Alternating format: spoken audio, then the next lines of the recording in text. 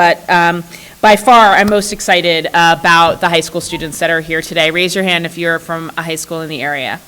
Great. So we are big about not talking about youth without actually having youth in the room. So we're glad to have you here. I want to acknowledge the Boise School District Administration, Superintendent Don Coverly, Chris Taylor, the principals of Timberline and Boise, Ted Hediga and Rob Thompson, respectively, and teachers Monica Church, Joe Wells, and Karen Moss for endorsing, organizing, and funding the student participation.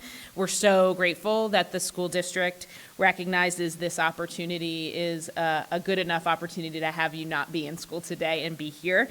So thank you.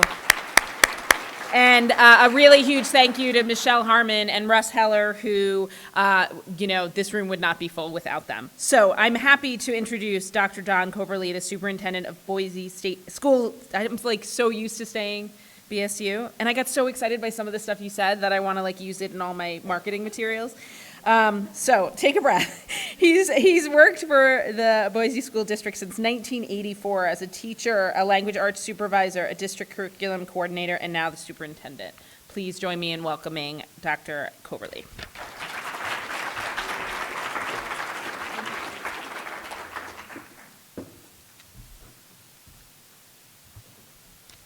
So I will be brief, but I just wanted to say this. Dr. Kustra underplays the contributions he's made to this town, this community, and of course to the university.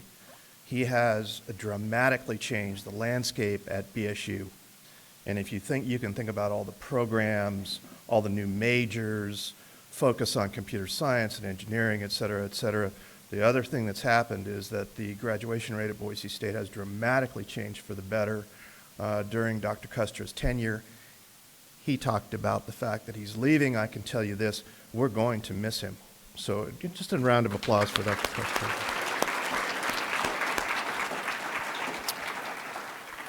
So as superintendent of the Boise District, it's my pleasure to add my welcome to what I think is a very important event. It's exciting to know that around 80 Boise District students are here this morning and that several are panel participants who will be discussing important media literacy topics. I honestly believe that this generation of young people are going to lead the world toward a brighter future. I really do. I see the evidence of that every day. I see your leadership demonstrated throughout our community, whether it's in organizing rallies and marches for various causes, leading voter registration efforts, establishing forums and panels to discuss important social issues, from gun violence to sustainability, or any other number of efforts in which you involve yourselves. I also know that this generation is more prepared academically than any that has come before it. In the 70s, when I was at Bora High School, we had no accelerated or advanced placement opportunities, and now we have a fine accelerated program, 24 different opportunities in advanced placement for kids to choose from. Plus, we have the strongest fine arts offerings in the Boise district of any district in the Northwest. But I think the other piece that's really important is that I think we have the best teachers in our district who go a long way to develop those critical thinking skills that are so crucial to making media literacy decisions as kids go through school.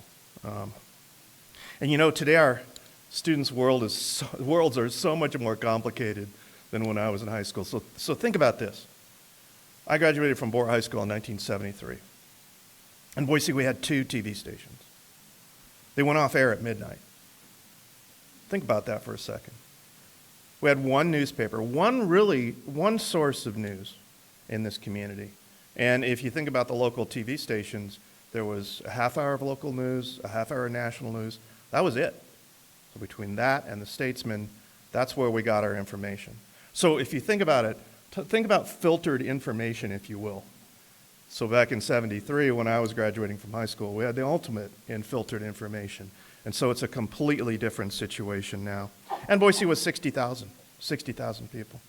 So the growth in the community, the growth in the social media, the growth in all of those things has so impacted the students that are attending our schools today. I think kids face what I would call a cacophony of media voices, and oftentimes it's tough deciding which to listen to tune out, or to ignore. And frankly, I don't know how you guys do it.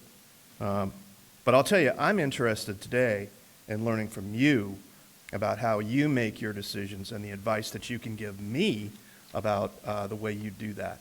I'm assuming it's not just to ignore everything, but there are so many choices, so what do you do?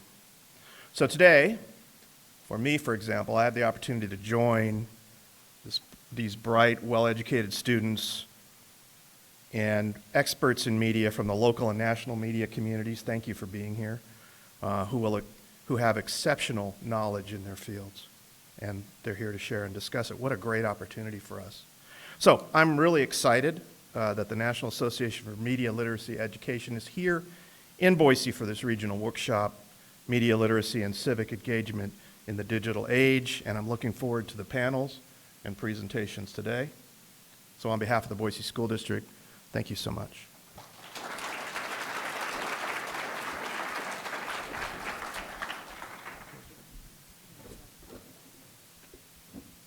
Okay.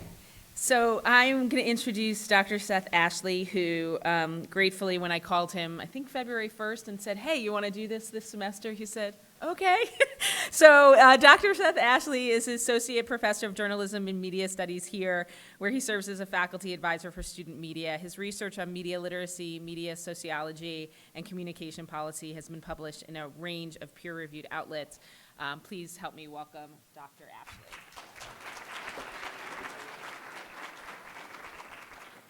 Thanks so much. I'll be really quick too, because I want to get straight into our panel. In fact, our first panel, go ahead and start coming up here so we can move right into it, please. Yeah, I'm a professor of journalism and media studies here. You should all want to come here because we have a really awesome growing program. I work with the Arbiter, which is a really great student news outlet here on campus. So come to Boise State. I was really thrilled when Michelle called us up, and we threw this together pretty quickly. But I think we'll have a great day. And I have to thank Trace Woosley, who really helped do a lot of the heavy lifting on putting this together. And thanks to our student volunteers and UTP for being here. And most of all, thanks to you for taking time out of your day to come in and listen to what we have to say. I just want to quickly connect media literacy and civic engagement, because what do these have to do with each other, and what are we here to talk about, really? And that's where a lot of my research is focused, is trying to figure out, first of all, what is media literacy? How do we define it, and how do we teach it? But also, what happens if we teach it? And so that's where the civic engagement component really comes in. It's a means to an end. It's if we make people more media literate, we have good evidence that citizens are more engaged, especially young people, in terms of political activity and self-efficacy, meaning you think your voice matters and that you can make a difference in the world. Volunteering, knowledge about what's going on in the world, current events, stuff like that. And most recently, lower endorsement of conspiracy theories, which kind of in the fake news era, is a really good thing. So all those relationships are kind of what I see as the connection between media literacy and civic engagement as the end result of all of this. So I hope we can cover all of that today. I really just want to emphasize the importance of asking questions. That's really the foundation of all of this, is the process of inquiry. And even if you don't know everything about everything, which is impossible these days, at least asking good questions, starting with, who is creating these messages I'm receiving, and why are they sending these messages? What am I getting out of my social media use? Is my relationship with my phone what I want it to be? I ask myself that too. But ultimately, who is benefiting? Who benefits from these arrangements? And am I getting what I need out of this media landscape? And is it helping me to be a more engaged, informed, knowledgeable citizen? The thing that we worry most about is that people are just tuning out and becoming more disengaged and apathetic because it's just kind of messy and ugly and all of that. So hopefully we will solve all the world's problems today. We'll get right into the panel with these young folks. I want to hear what they all have to say. And thanks so much, Michelle. Okay, so I'm going to switch to these.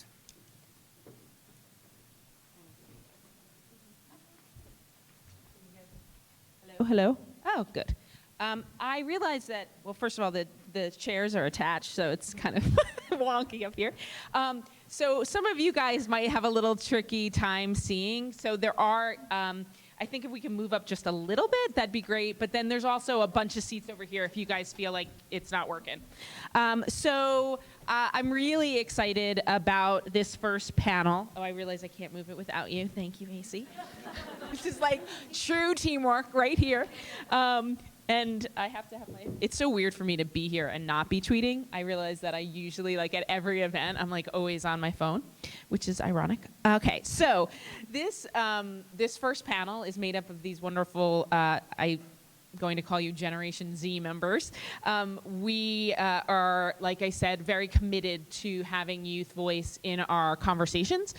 We feel that there is an expertise and a knowledge that is important to be shared, and an understanding that needs to be developed between different generations today. So I'm going to start with a very simple question, which is, who are you? So that everyone knows, kind of who's on the stage right now. And let's start with how you guys get your news. So I'm going to start with AC. I'm going to give you guys this. We're going to have to share the mic for a little. Okay. Good morning. My name's AC Norris. I'm a senior and the all-student body president at Boise High School. I sit on 2 local nonprofit boards. I recently spoke at the walkout rally, and I plan to attend University of Idaho next year to study political science and international studies. I get my news solely from, well, not solely, but it begins with NPR, and then it sort of branches off into New York Times, PBS, Monica Church, our government teacher, the Washington Post, and Vice. So. Good morning. My name's Annabelle Terry. I'm a senior at Boise High School. I'm the all-student body vice president. I work with Teens Against Tobacco Use and the American Lung Association. I'm a yoga teacher. I plan to attend Nova Southeastern University in the fall to study coral reef reconstruction and oceanography. And I get my news from NPR, Monica Church, Washington Post, Radio Free Europe, BBC, NPR. Yeah. I'm Jack Briggs. I study political science and global studies here at Boise State. I'm planning on, in the future, going into a research role at a think tank or public service. Actually, this summer, I'll be working at a think tank in Taiwan. I get my news primarily through Brookings briefs sent to my email. That's something very new that I started doing. As you know, information today is kind of much harder to see if it's reliable. So Brookings briefs are the primary way. However, I also watch the 1A or listen to the 1A podcast on NPR.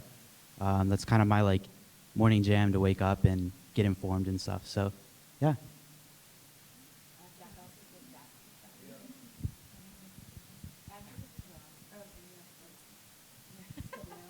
Is it on now? Yeah. Okay. I'm Jordan. I'm a junior at Boise State. I'm studying journalism and international relations.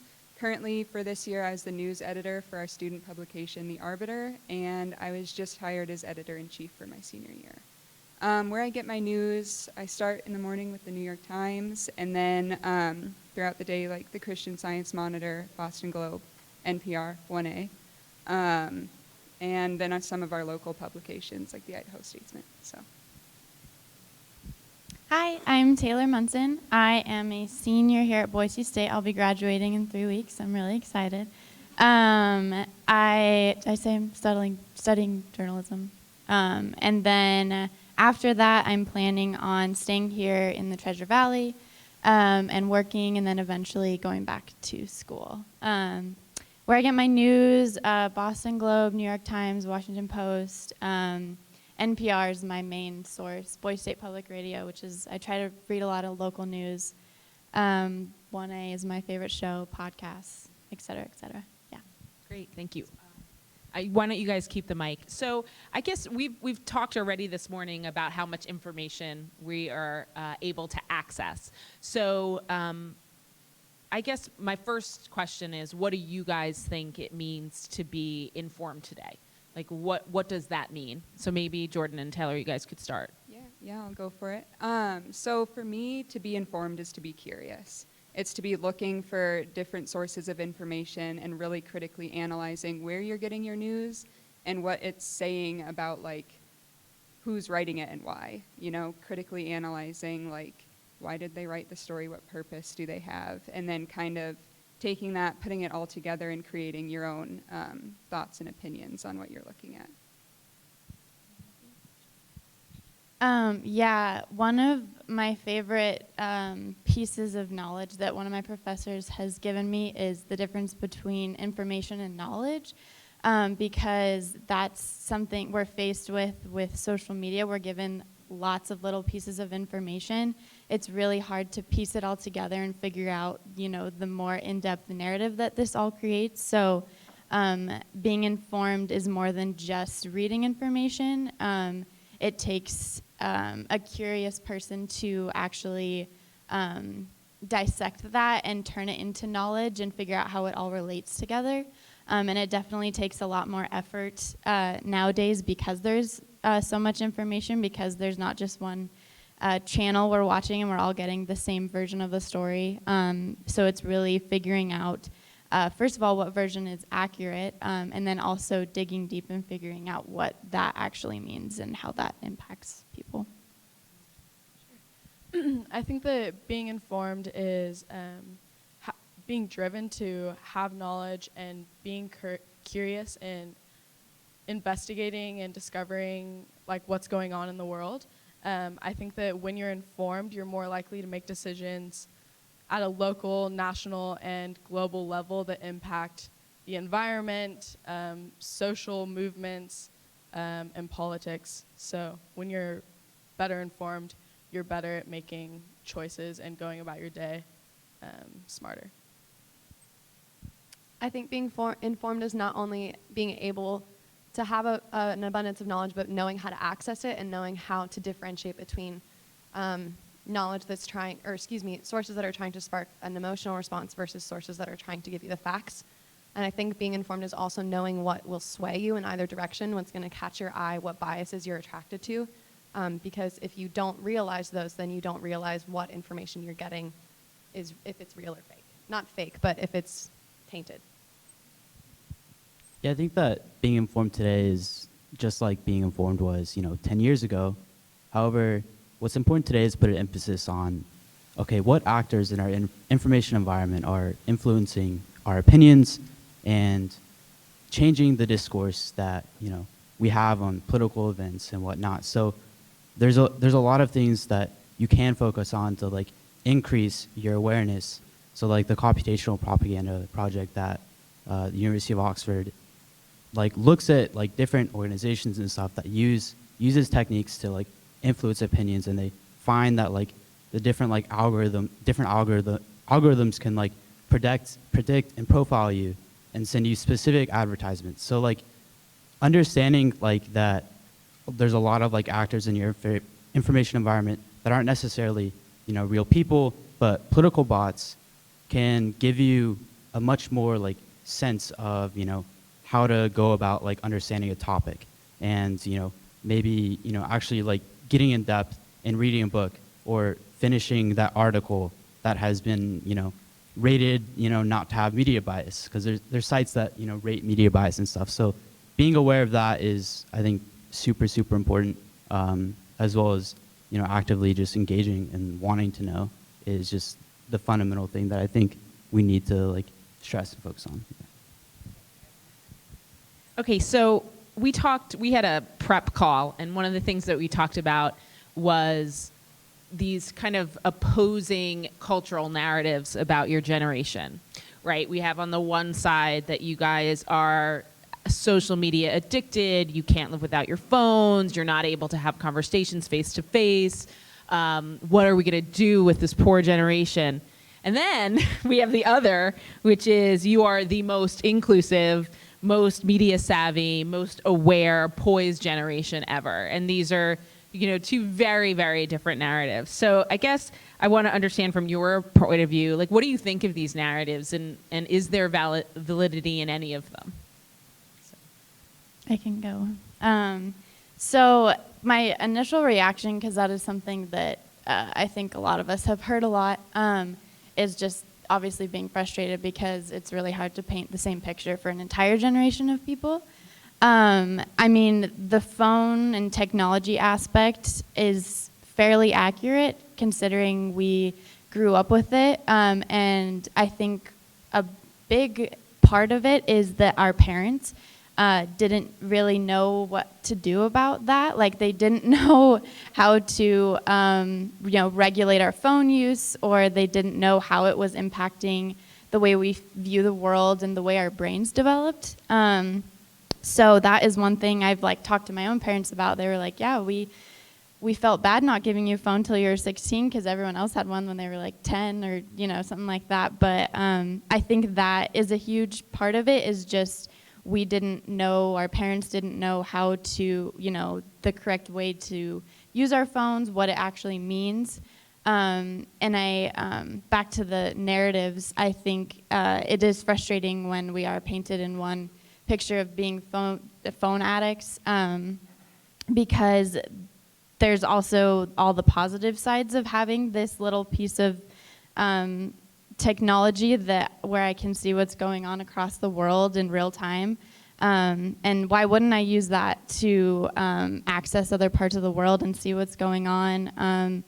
I think thinking about what we're actually using that for, if we're using it to be productive, to read the news and to really be civically engaged, I think that is something to keep in mind. Just because we're using our phones all the time doesn't mean it's necessarily negative. Now, there are people in our generation that I think are using it in not as productive ways, and that is also frustrating because it does make the rest of us look bad and make the rest of us look lazy, and like we don't know how to interact with people face to face. So I can see both sides of it, but I think it's good to take a step back and realize it depends on the individual.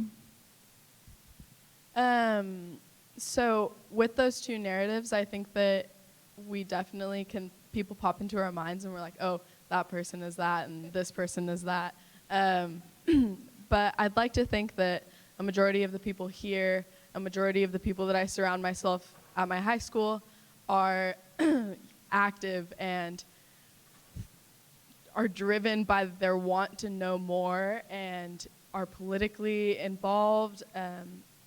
Because I know that I can have my lazy days and all I want to do is sit in my room and watch Netflix, but I also have my days where I'm speaking at the walkout rally or I'm registering seniors to vote. It goes both ways, but I think now that we have access to all of this media, we're more connected than ever, and so the movements are growing and people are communicating from state to state where they would not have been before. Yeah, I would definitely agree. AC just said a lot of what I was thinking. I think that there's a little bit of both of those narratives in all of us, in every part of our personality. But I think that there's definitely spectrum in all generations. And so I think that just because technology is a part of our specific generation, that doesn't mean that there's not that polarization in other generations. But I do think that a lot of us have the opportunity to be more politically active and driven and have the platform to do so. So I think that it's easier to see how, us as a generation have really pushed for social movements and political movements because we have those outlets and we know how to use them. I think that, these two narratives were something that I actually thought about a lot, a few years ago. And then my parents started using social media, and I realized, okay, maybe this isn't a generational thing. And I think that, as more parents and older people have gone on and started using Facebook, in the last, 3 or 4 years, you can see that underlying stereotype and where it comes from, but the prominence of it and the importance of it, I think, is much lower than how it's put off to be. It's an issue that's talked about a lot, but I don't think that as far as it affecting society, it's much lower. So yeah. So obviously, when we hear the first narrative, it's a little bit frustrating. We're not all cell phone robots who can't look up from their phones. But at the same time, there's some truth to it.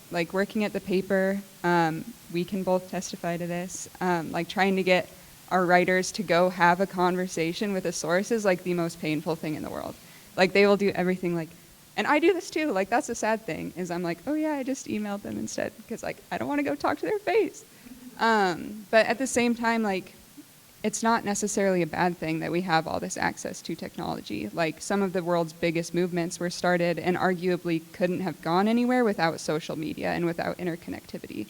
So, I mean, there's a balance. Obviously, like, sometimes it's hard to have conversations with people, but also, like, we have all this stuff at our fingertips that allows us to do some really big and incredible things.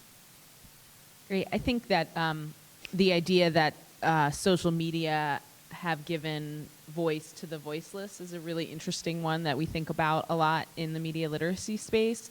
So speaking of that voice, so there's been a lot of talk recently with the aftermath of the Parkland shooting on Valentine's Day about the power of youth voice. So, this is an unspeakable tragedy, and yet the engagement and the passion from these young people, whether you agree or disagree with what they're saying, is really inspiring. It's very brave, and it takes incredible strength to speak out in the way that they've spoken out.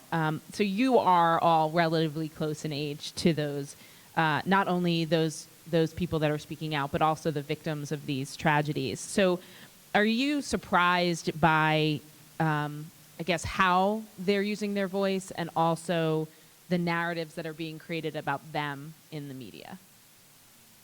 Who wants to start?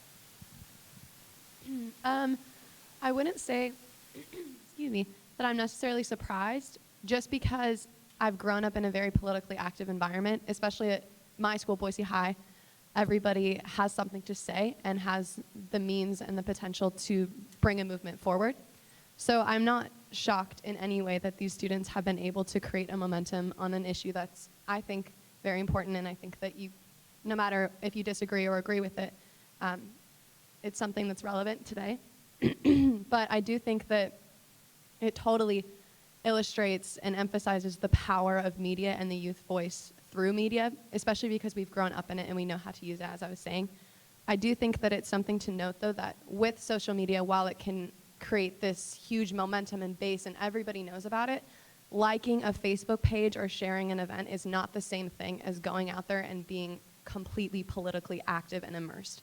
So I think while social media is a great catalyst for events like these and movements like these, it also kind of gives a false base in a way.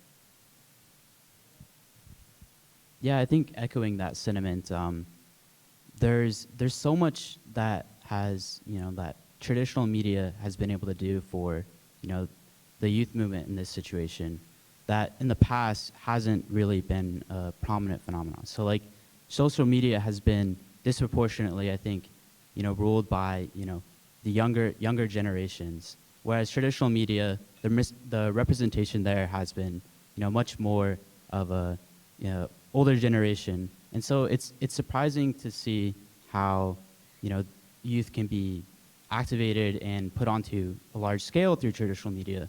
However, I do think that, as she stated, the translation between civic engagement and laws and legislation that will actually fix things is very, very big, and it means tackling the big structural issues. So like the CDC can't even study like gun regulation because of Dickey's Law. So how can we translate, or how can those youth translate their spoken voice and influence on TV to legislators that can actually go in and craft legislation and say, we demand X, Y, and Z, and can go through and put something sophisticated together. So I think that translation is really important, and it involves getting parties heard and technocrats in DC to be aware of that. So yeah. So I wouldn't say I'm necessarily surprised. I'd say more impressed with how they've carried the movement so far along. I feel like every time something like this happens in the United States, some sort of tragedy, we all talk about it for about a day and a half online. We're all outraged on Facebook or on Twitter, and then it goes away and we don't hear about it again. So I'm not necessarily surprised, but I am really incredibly impressed with how long they've taken it and how much impact they've had. Yeah, one of the really interesting things about this specific tragedy was the age group that it impacted, because it was our age group who are very connected on social media. The way I found out about the shooting was I went on Facebook and there was a video that someone took in the classroom when the shooter I was in the room with them, and that's something that you would have never experienced before without social media, because they were using their phones and they posted it on social media, and I think that really changes the way we're being politically engaged, because we're feeling that impact more in real time.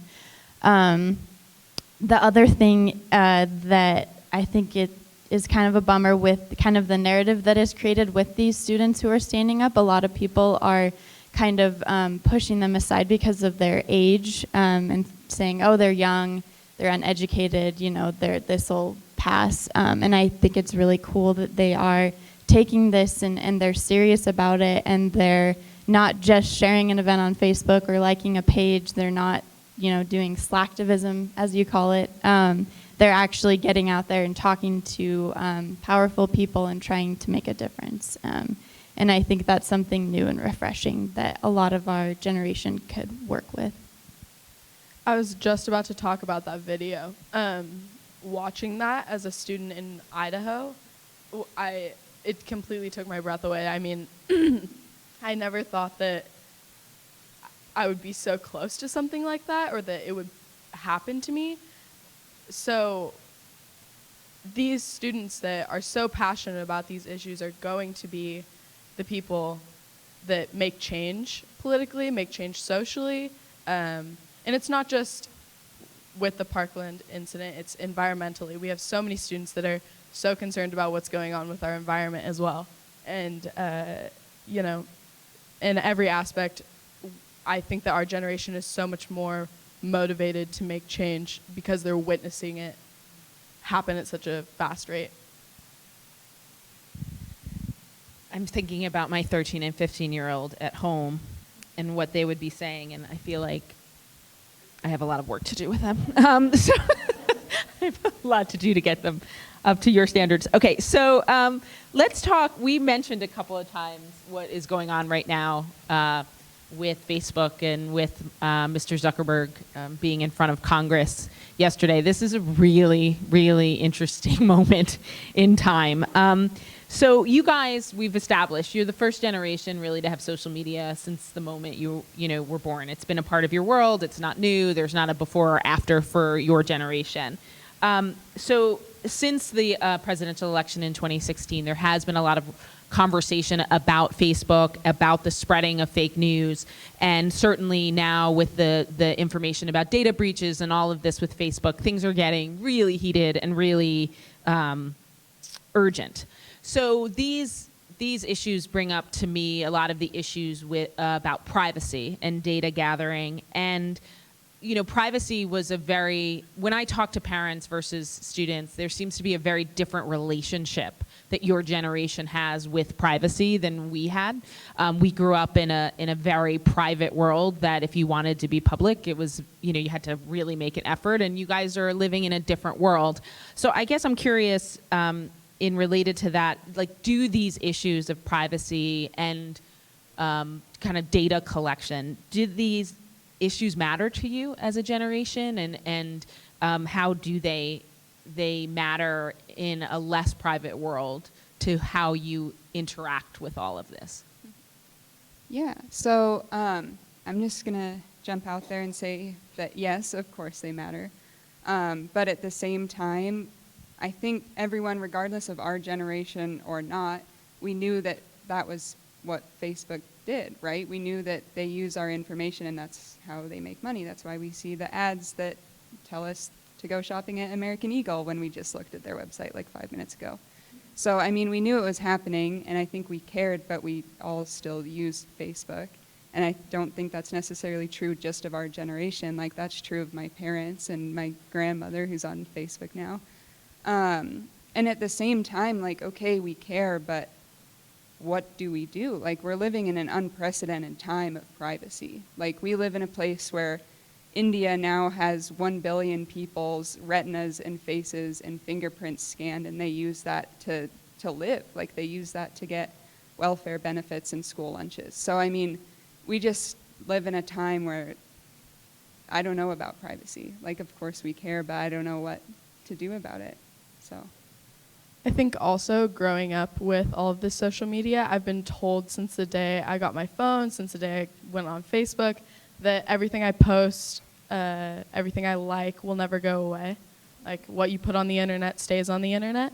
So going into it, I don't think that I was ignorant of that they were collecting my information, but I also don't think that them knowing what I like or dislike is the end of the world. Personally, I don't think that that's going to change a whole lot for me just because I don't spend too much time on Facebook. So if they know that I like Starbucks, I'm like, awesome. But as far as like personal information, of course, like I kind of have an issue with it, but also I put it out there for people to be able to know things about me. So I think kind of like you were saying, we live in a very digital age, and so while privacy is important, it's hard, I guess. Like, I didn't have I have had a Facebook since 7th grade, but I didn't use it. I deactivated it for a couple of years, and now I had to reactivate it for my job. And so we're kind of forced into this, digital environment where you either totally inconvenience yourself and your coworkers, your friends, or you just suck it up and tell them that you like Starbucks. But I think that it is beginning to become more of an issue. It used to just be that, like you were saying, American Eagle or any other store would pop up on your Facebook feed, or, if your mic pops up on Instagram now. But now it's my colleges that I've looked at, they're on my Instagram, and it's moving towards, intervention from not only third parties in the United States, but also international. I think with what's going on with Facebook right now, if we really want to take the risk of moving towards more illegitimate elections, that's something that we need to have a conversation about. And if we're willing to sacrifice this convenience of being connected and people knowing you and knowing what you like for a more, not stable, but consistent democracy. Yeah, I think, first of all, like, privacy is incredibly important, and losing touch of that can be extremely bad, especially in a democracy.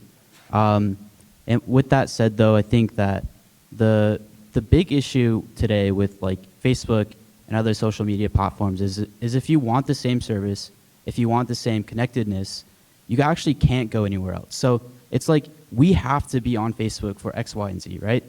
I think have to it's a big stretch, but like it enables opportunities, civic engagement, and organizing, and just basic structures that help create a transparent society.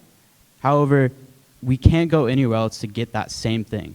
So we have to subject ourselves to giving data to companies. We have to become part of a big data environment that can influence our opinions. So the fact that we have a company like Facebook that's a monopoly and has a specific service that no other company provides, that I think needs to be focused on to be able to alleviate some of these problems.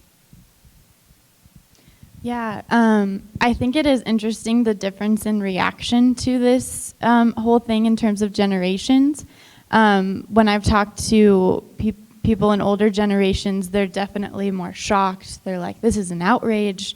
Why is this happening? And then I talk to people my age, and they're like, oh, yeah, no surprise there. Of course, they've been collecting our data to influence our voting behaviors.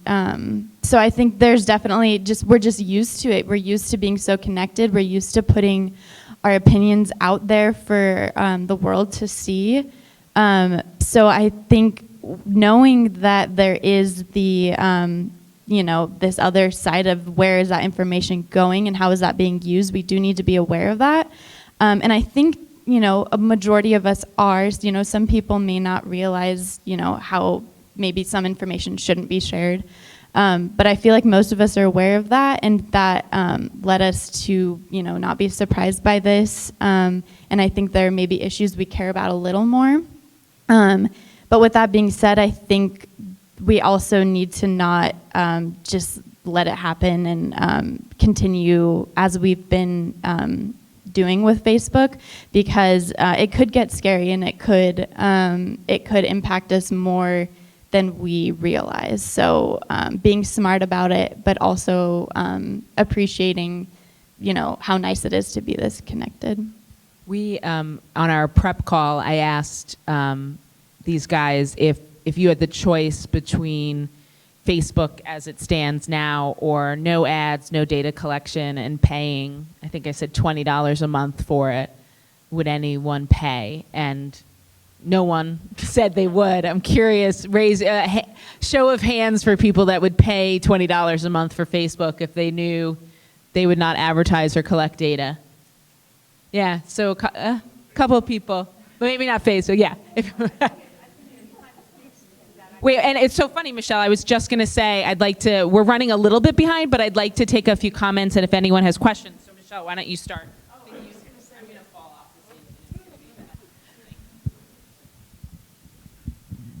the I was going to say I would pay if it speaks to that part where you guys are talking about, where to be connected, I'm kind of forced into doing that.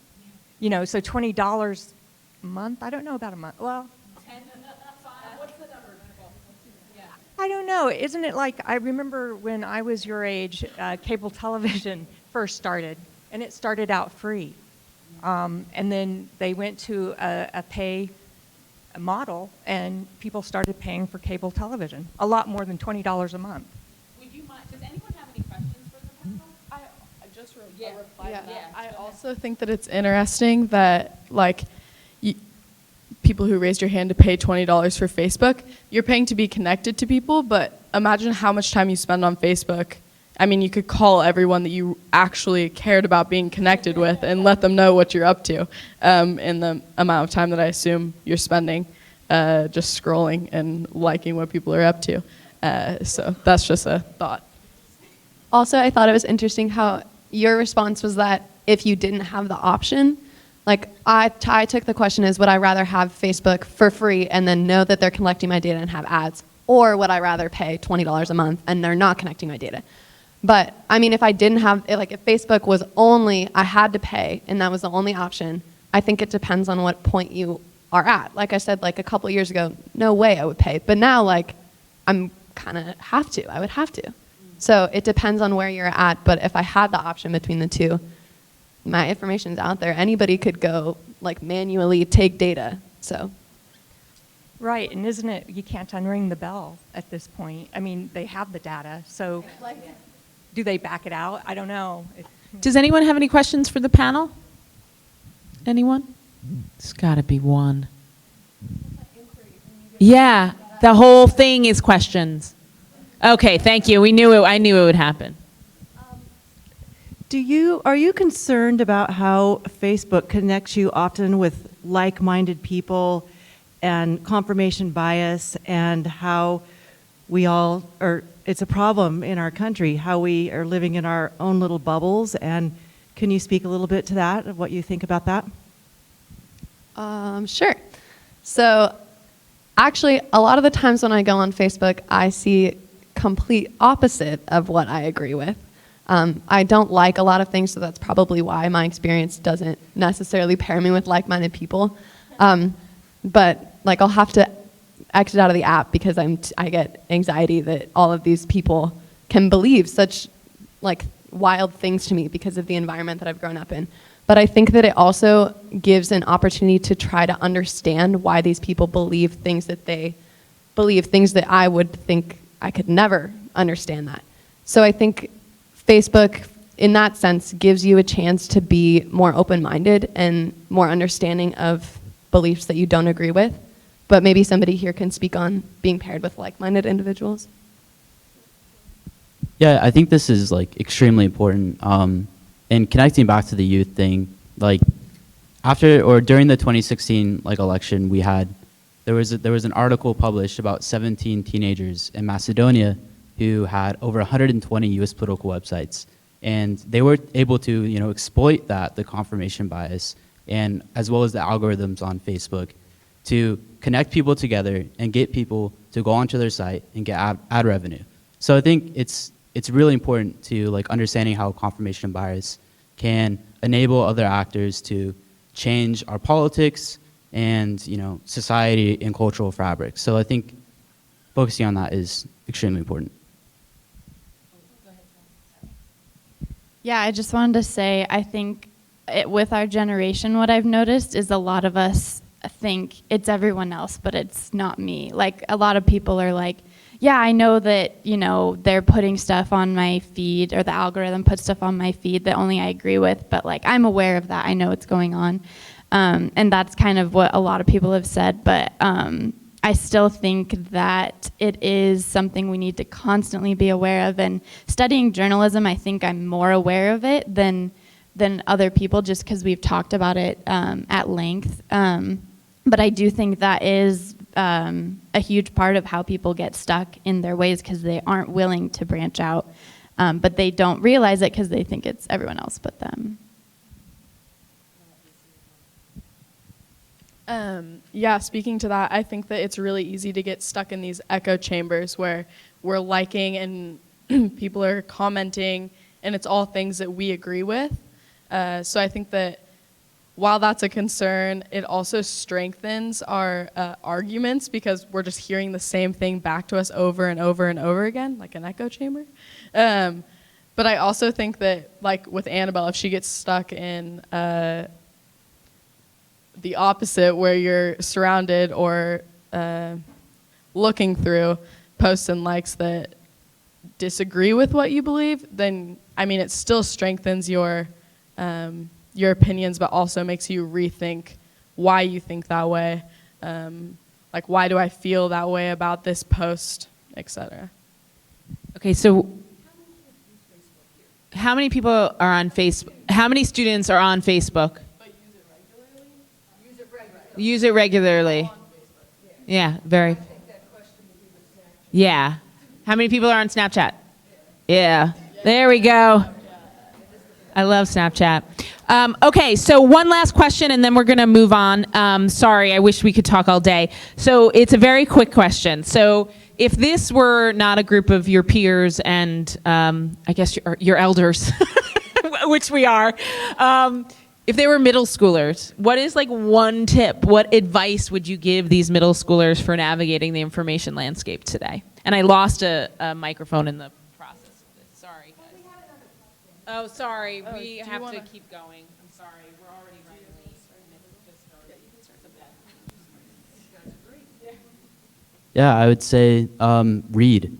I think that's the biggest thing, especially at a young age. I wish I would have read more. I feel like I'd be way ahead than I am now. So I think, you know, getting down and reading some books is super good, not only for like developing critical thinking skills and like being able to follow like really long storylines without, you know, just looking at topical information like articles. So I think that's the message I would give.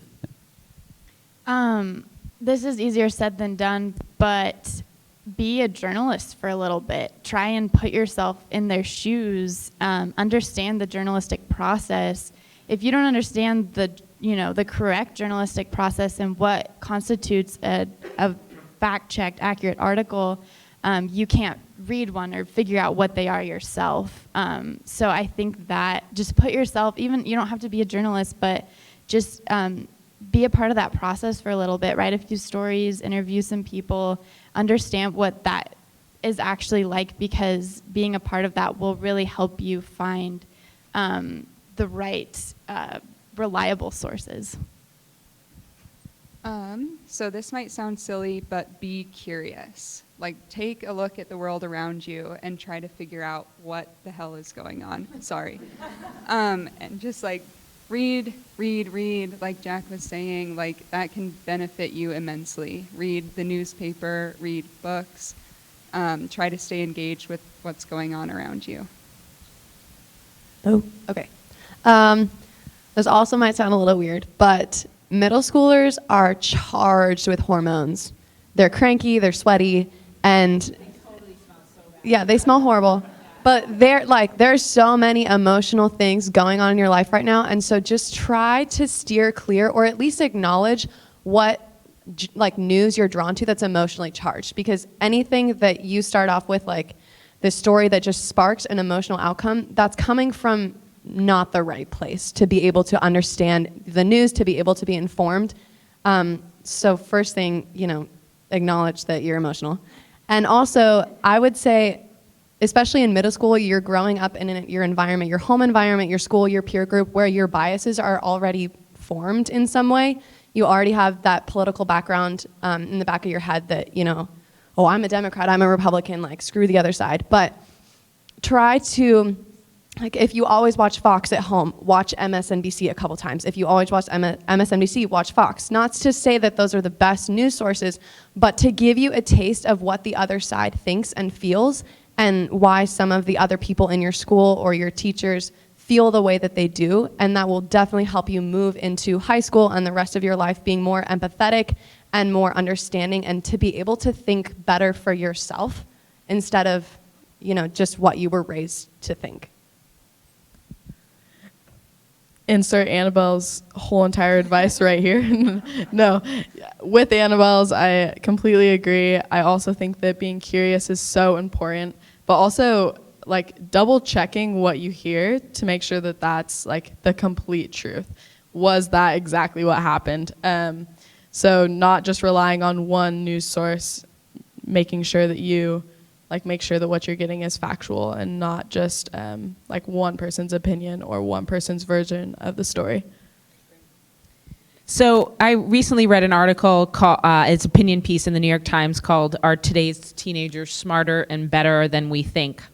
So this is the closing line from a researcher from that article. "I think these folks could turn out not to be just leaders, but to be a generation that we look back on and end up calling one of our greatest." So I think that's a good place to end with these guys. Thank you so much for your input. Thank you.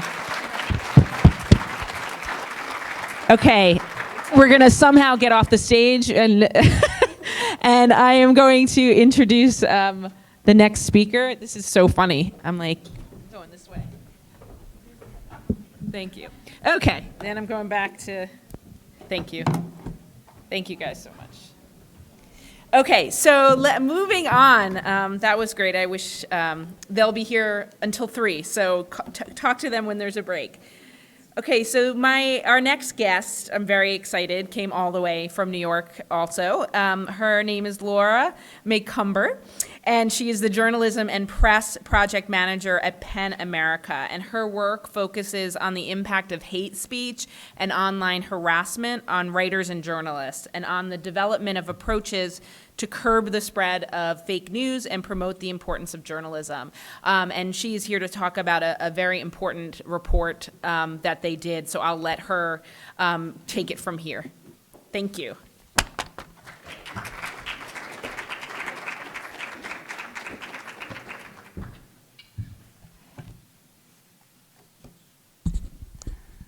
Hi, everybody.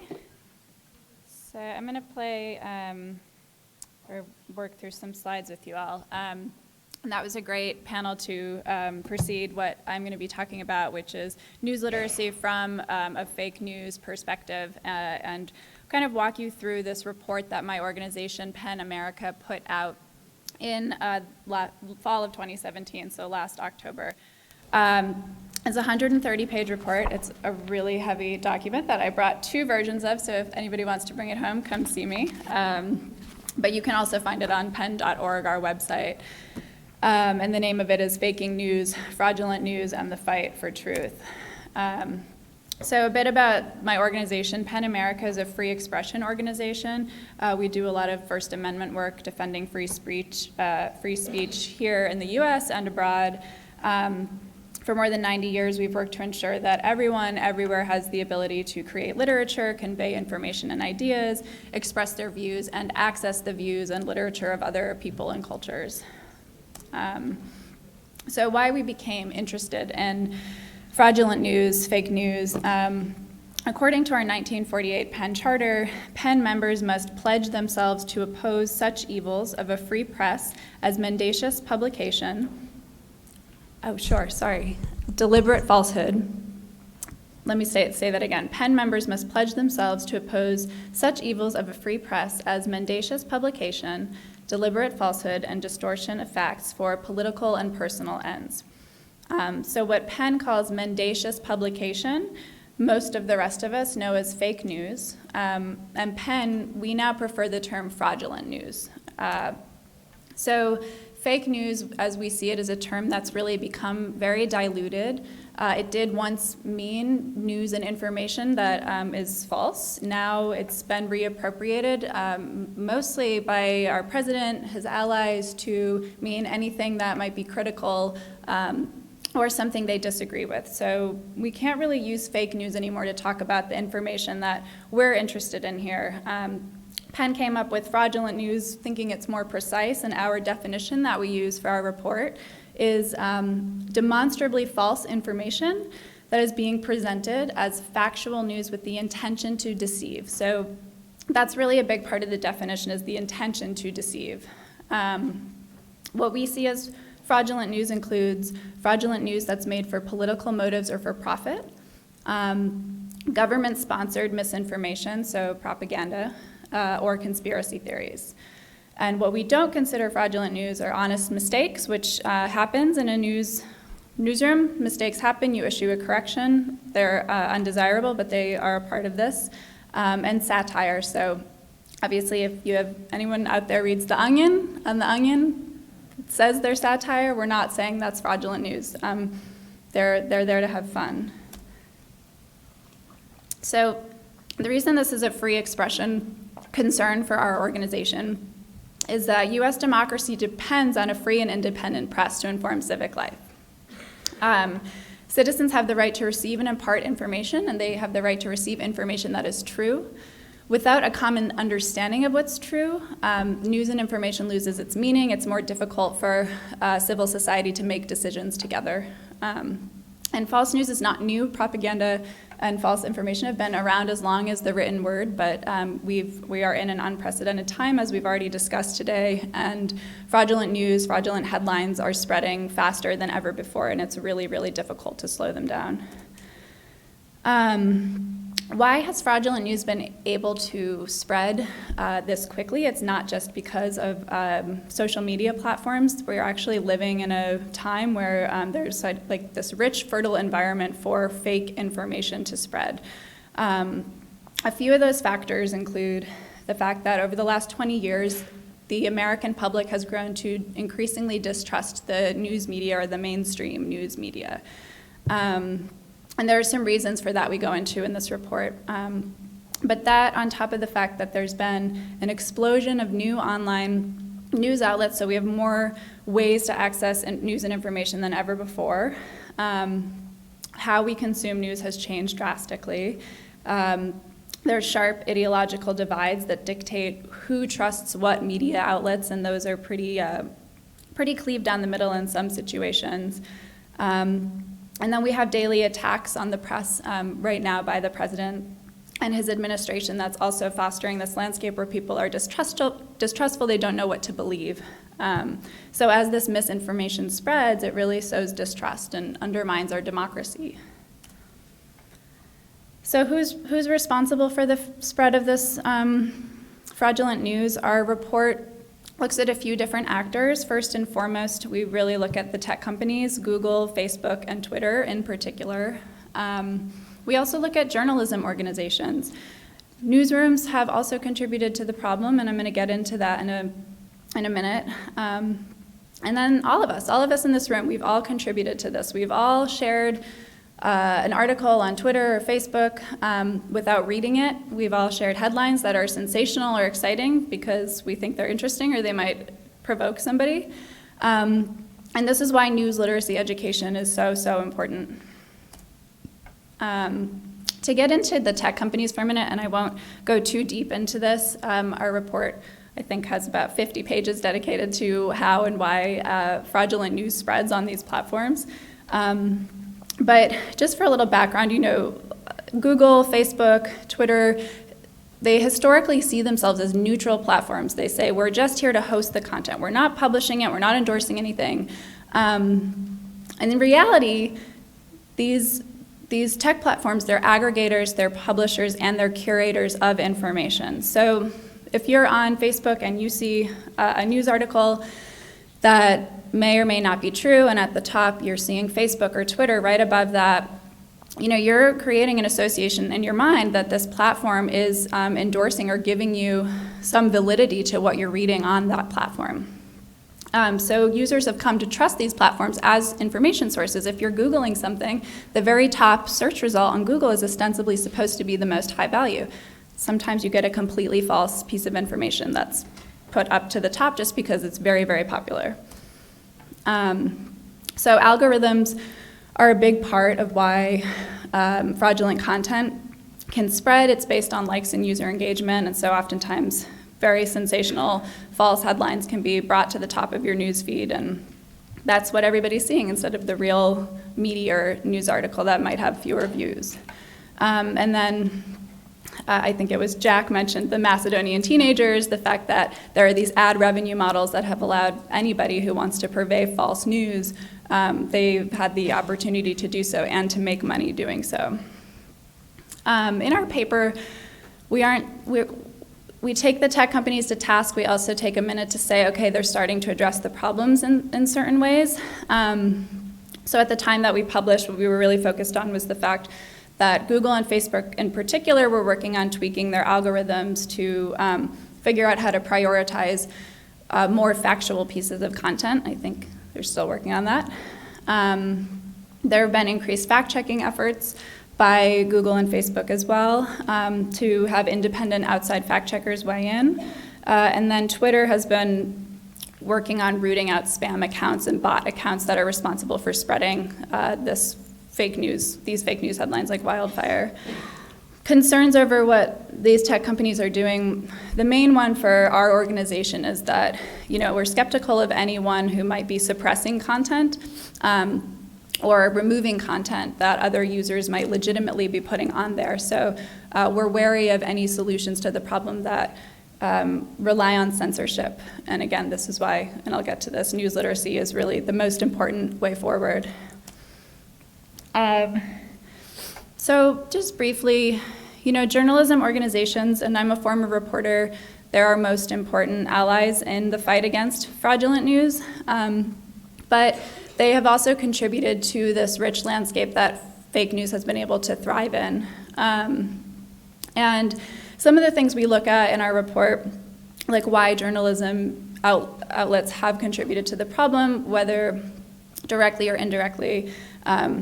What we talk about in the report, are misleading clickbait headlines, as the panel before was talking about, does a headline elicit an emotional response? Is it meant to be provocative and inflammatory? Obviously, a news outlet has every right to make a great and enticing headline, but I think we have to take a closer look on how accurately does it reflect the article, and are you going to lose somebody's trust if they click on the headline and then they find out that the article isn't really matching up to what they were promised? There's also been an issue, so as we've moved from print to digital, a lot of digital news sources have struggled to figure out how to label their content. And, in the olden days, you had a newspaper, you knew exactly what the front page news was, you knew where the op-ed section was, you knew where the classifieds were. Now when you go to a news website, you might have different sections at the top, but really when you're reading an article, it's its own web page. And if it's not very well or clearly labeled, you might be reading analysis, you might be reading reporting, you might be reading opinion, you might be reading advertising. A lot of times now there's this advertorial system of advertising where advertisers want to tell you a story, and it might look really, really similar to a news story. So you could be reading an advertiser's advertisement and thinking it's news, and you're not seeing that it's clearly labeled. So this is a big problem for print. It's also a problem for broadcast.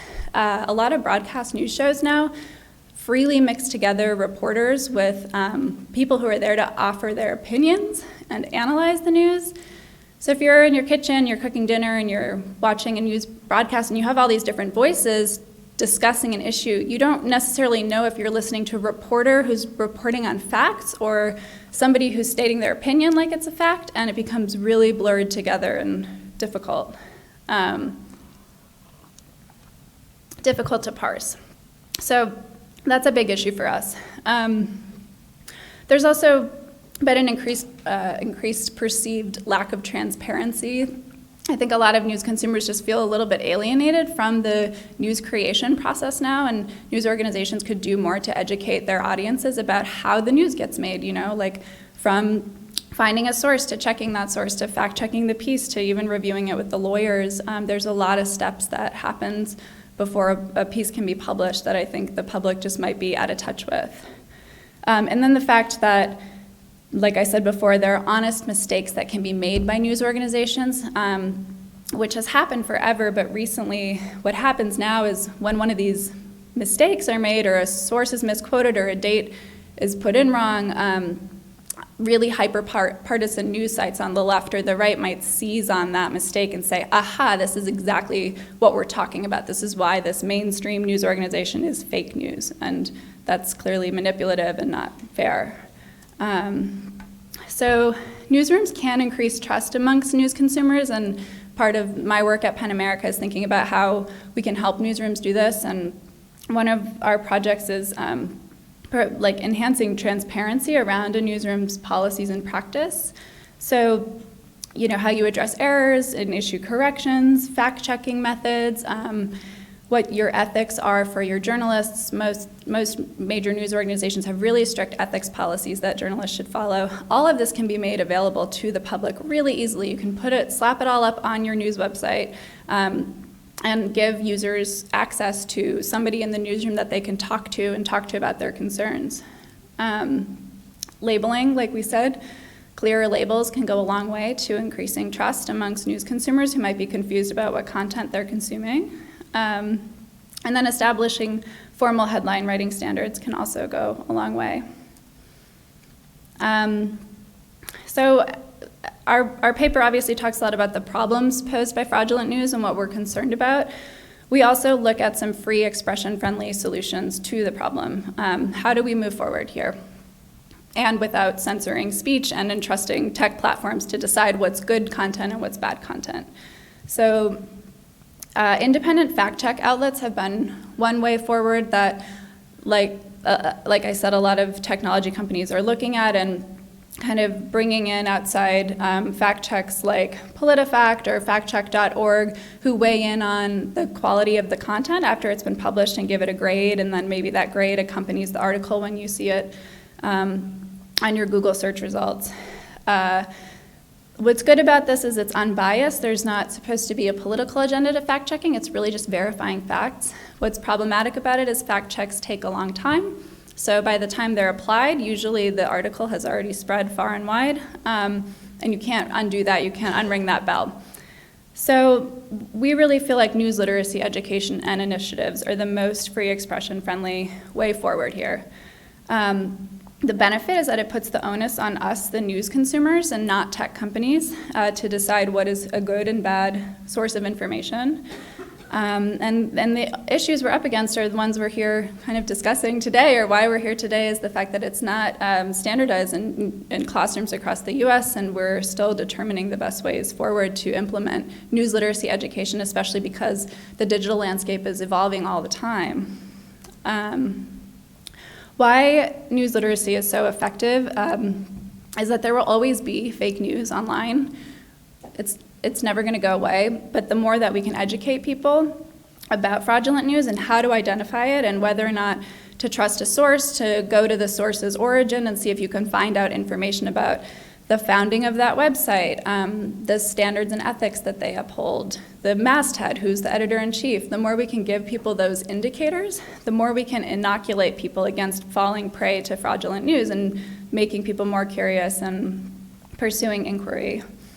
We can also bypass concerns about partisanship this way, because if we're teaching everyone the same skills about how to analyze a news source, it shouldn't matter if you're on the left or on the right. You're really just applying what you know to whatever you're reading and making a decision for yourself about the news sources that you admire most. Who can help here? Policymakers, educators, librarians, educational institutions, everyone can be coming together to adopt news literacy education as a core part of school curricula, conducting research to prove the efficacy of news literacy efforts, engaging teacher trainings, leveraging the media that's already out there to promote the word about news literacy, and using that to create news literacy lessons that are easily accessible to the public at large. And we think that tech companies should also have a stake in this. They should be funding news literacy efforts. They should be incorporating news literacy interfaces onto their website. So, if there's a major national news event, and likely there's going to be a lot of fake news coming up behind that event to sway voters, Facebook and Twitter can slap on some rules for news literacy at the top of their website and really educate people as they're looking through their news feeds to find high-value sources of information. News consumers, we also have a job to do here. Part of news literacy education and fighting fraudulent news is educating ourselves. And PEN America has a News Consumers Bill of Rights and Responsibilities that we wrote, and they're scattered around on your tables. You can also find this at pen.org. But it's a really great resource to think about what's my responsibility as a news consumer. How can I be interrogating the sources I'm looking at, and how can I contribute to this? So I'll let you all look through that because I know I'm running out of time here. But there's what I really like about this document is it talks about not just what we're owed by our news sources, but what we owe our news sources to. So just to end here, I'll say that news consumers have a responsibility to avoid spreading false news. This one's really obvious, but we should be reading and investigating our news sources for credibility, and not just sharing a headline we think is funny without checking first to see what's behind it. We should be supporting news outlets too.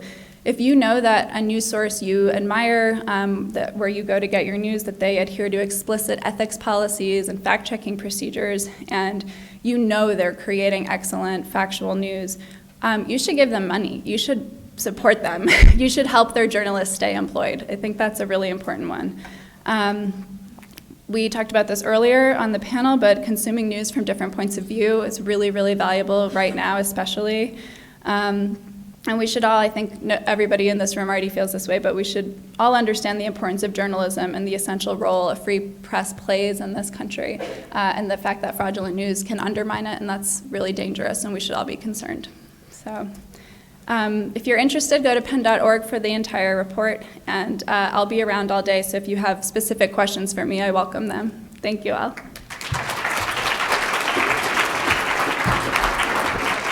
Yeah, so Laura will be here all day, and this report is wonderful, and if you care deeply about this, I would recommend reading the whole thing. It's really, really fascinating stuff.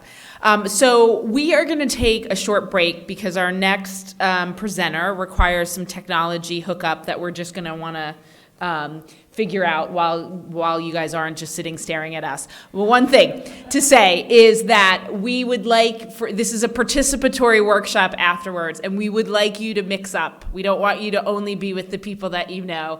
So while you get up and you stretch, when you sit back down, make sure there are people you don't know at your table. The other thing I wanted to mention is one of our partners, Columbia Journalism Review, gave us these latest issue, and they are on your table, and they are free, obviously, to take. And if you have colleagues that would be interested in them, feel free to take more than one. So we're going to just take 5 minutes, get this set up, and continue the show. Okay. What can I, okay, how can I help? Yeah, we got yes.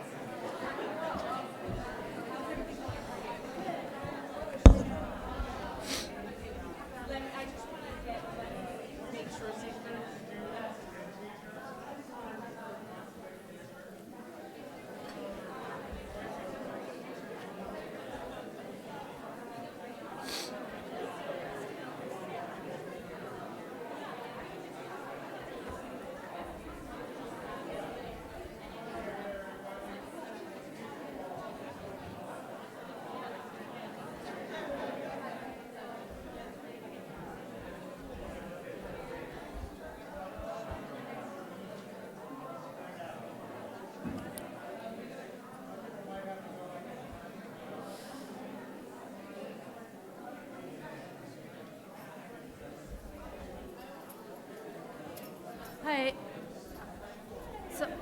there are two things I need to do. I need to get online on this one because it's not. Oh, you can just go anywhere from here. Okay. It's going to be stable, right? Because the guest Wi-Fi has been getting in and out. Oh yeah, this one's on a different one, So let me so log in it should here, be better. and then we'll. Let me actually kill this because I'm not logged in on 2 locations.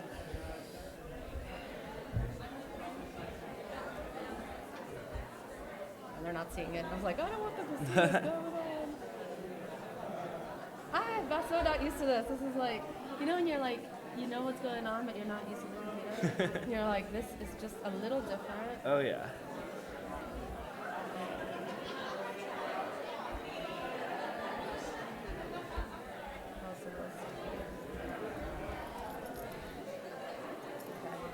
Okay, that's good. No, don't remember me. Okay. So, just need to just check. This is working.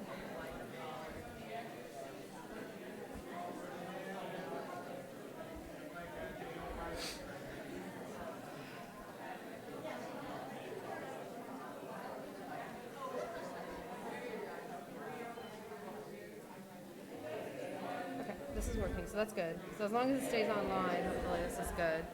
This is basically, they're going to be typing in responses on their phones. I always just check it. Okay, so then the presentation. Is it on here already? Oh yeah, if you just go. Can I move these chairs? Oh yeah, go for it.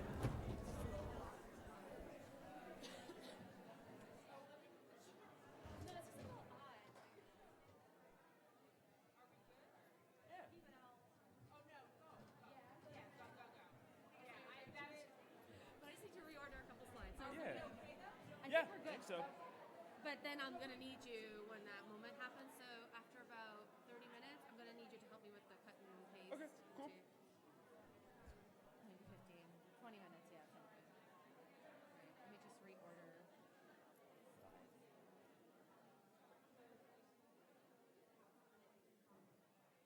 Yeah, I'll just be right up there in the booth, so if you just give me like a little wave or something like that when you're ready for me. Yeah, they're on the. Did I bring them up here? They must be on the table.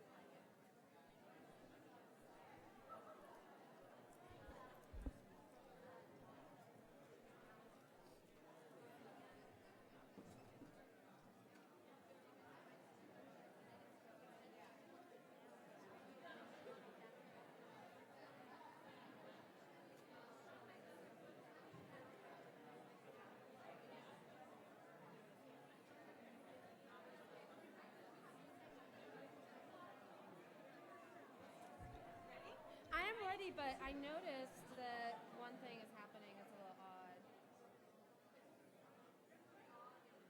Maybe it's another. Yeah. You know what? I'll just move it into the screen. I can move it. Yeah. I'm just going to get everyone seated. I'll make it work. We're going to get started. If everyone can get seated again, please. You guys did not listen to me. Oh, there's some mixing of people? Okay, good. Oh, sorry. Mix people. We want you to not know everyone at your table. If I may. Yeah. If there are only 2 people at your table, combine tables so that you have a nice number of people. Great. Okay. I'm going to start by introducing our next speaker. So I just need everyone. Wow, you guys are good. Thank you so much. Okay, you're in for a real treat. I'm very excited to introduce a friend and colleague, Sangeeta Shriptova, who focuses on digital media, civics participation, the civic imagination, and cross-cultural dialogue. Her recent work has focused on storytelling and surveillance among American Muslim youth, the Kony 2012 campaign, and global Bollywood. She's one of the authors of By Any Media Necessary, The New Activism of Youth, a book that was published in 2016. So without further ado, Sangeeta, it's all you. Do you want? I think I might use Yeah. this. Yeah, thank you. Yeah. Thank you. Are we on? Yeah, thank you, everybody. Can you hear me okay? Yeah, now there it is. We're going to actually I'm going to speak for a little bit just to contextualize what we're going to be doing together, and then I'm going to be asking you to help me with some sort of hopefully somewhat fun workshop and visioning process. So again, once more, I'm looking around, looks pretty good, but if you're sitting at a table and there are only 2 of you, I would recommend that you just slide over, and if you're all the way over there, maybe can I ask you to come in closer? Just because we are going to be sharing and I'm going to be asking people to speak a little bit, and it would be helpful to just not have to run all the way across the room with the mics. Thank you. So I'm going to be speaking and asking you to participate in a workshop, but just to provide some context, I thought it'd be helpful for you all to know who I am, where I'm coming from, and why I'm here, because Michelle invited me. Thank you very much. I am based at the University of Southern California, where I work with a group of colleagues and a group of students, and these are our lovely faces, to collectively create what we call the Civic Paths group. We are a group that takes on various projects. All of them look at the connection between cultural participation and civic engagement, broadly defined. So we're very interested in those moments where something that maybe didn't look political, like cute cat videos, becomes political because it brings together a network of people who otherwise may not have been connected. We're also interested in moments where formal politics starts to move towards cultural engagement.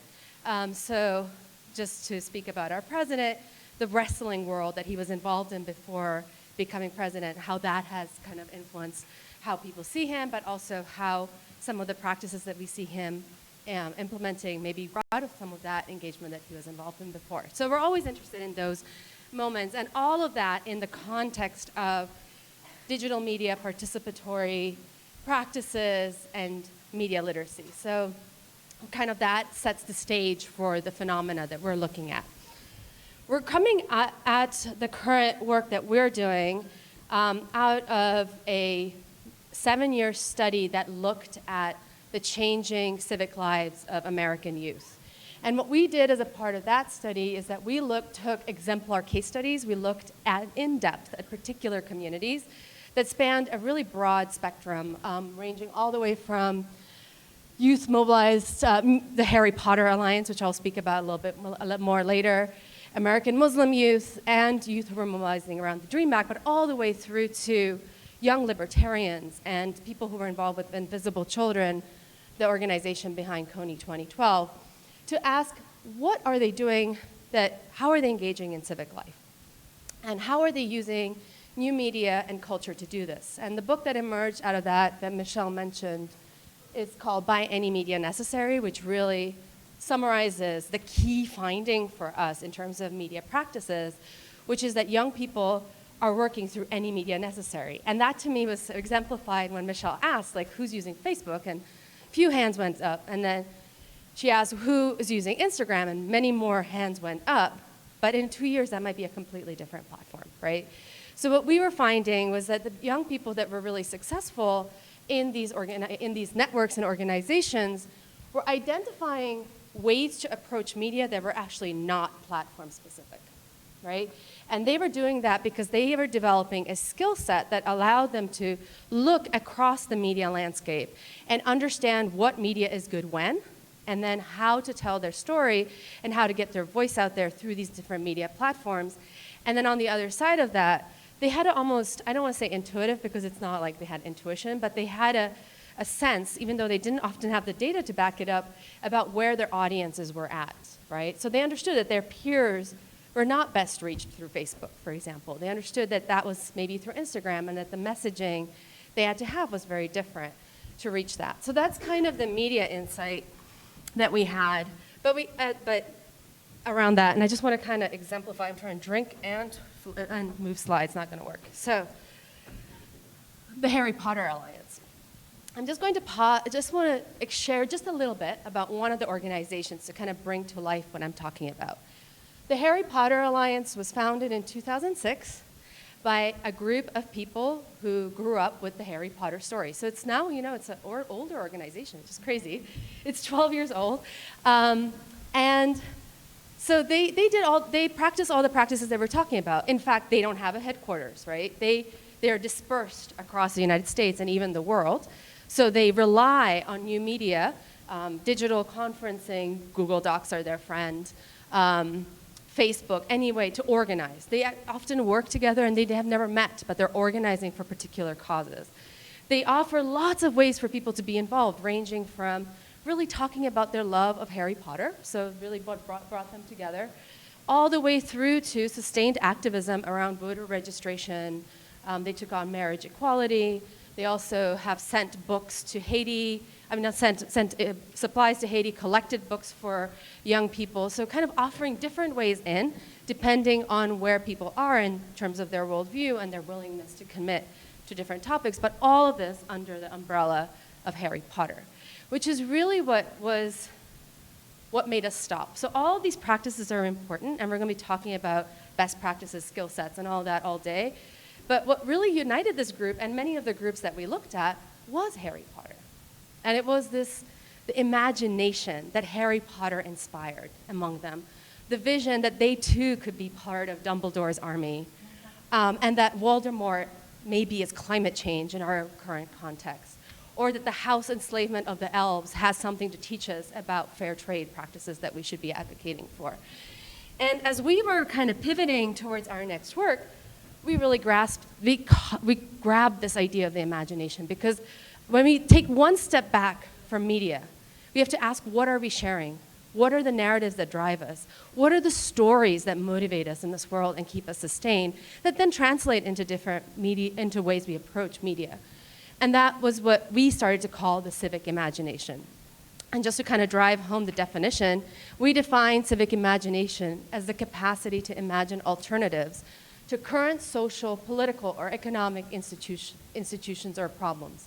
Put bluntly, you cannot change the world unless you can imagine what a better world might look like, right?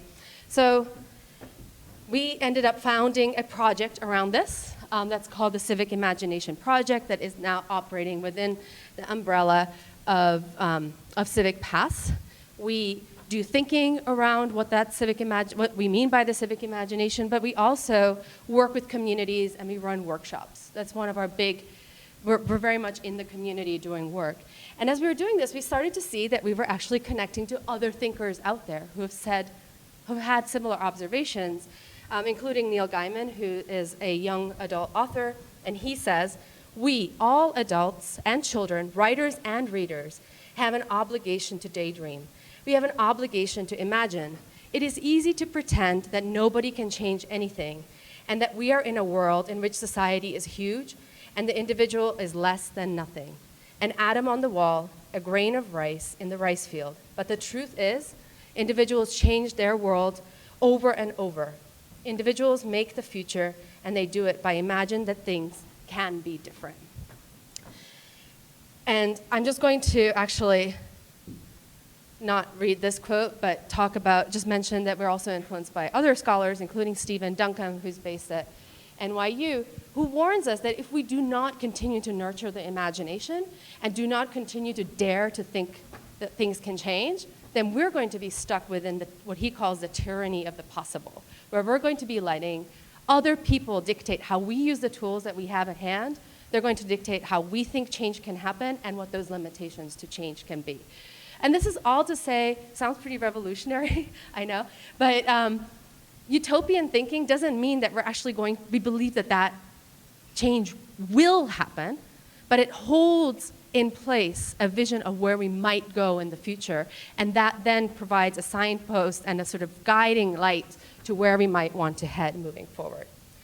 So what we've been doing at Civic Pass is connecting the civic imagination to civic action, and we've identified multiple ways in which the civic imagination can help us do that. The first, it helps us imagine the better world, to really ideate what that better world could be. It helps us imagine the process of change. What would it take to get there? It helps us imagine ourselves as civic agents.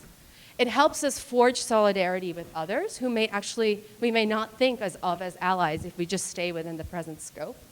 It helps us imagine social connections within our larger community. And it helps us bring an imaginative dimension to our real world places, so bringing it home then to the location where we're at, and all this through new media and social media practices. Yeah, we've been running these workshops all over the world in different contexts, and I'm really excited to bring it here today. I will say that we really strive to work with diverse communities, so some of the photos here are, one of them is from Fayetteville, Arkansas, where we worked with a Lutheran church community. Another one there is from Bowling Green, Kentucky, where we were working with people who are involved in the future of work and thinking about the future of work in that state. That other one is in a mosque in Los Angeles. So we're really trying to go as broad as possible because we explicitly want this methodology to get us out of the partisan boxes that we've kind of put ourselves into over time. So we are going to do a little bit of that together, recognizing that this is a large room. Oftentimes we do it with smaller groups, so I will say we are trying out your little, not guinea pigs because we've tested it, but this is the first time we're doing it with this number of people. So what we're going to do, I'm actually going to ask you to take out your mobile devices or computers, and if you don't have one, just share with somebody who's next to you. It's just going to be a quick input thing. We're going to go to the world of 2060. So imagine what the world of 2060 will be. Maybe you want to calculate how old you will be. Maybe you don't. We're going to think about not the world where you think we'll be living in. So not the world you think is going to happen. There's place for that, and we'll definitely be talking about that. But just for now, imagine the world as you'd like it to be. So from today, as you'd like it to be, but in the most fantastical Harry Potter sense of the word, reality is not a barrier to your imagination right now, just for the next 15 or 20 minutes. All right, and then I'd like you to go to menti.com. And I'm going to try and switch here and get us going.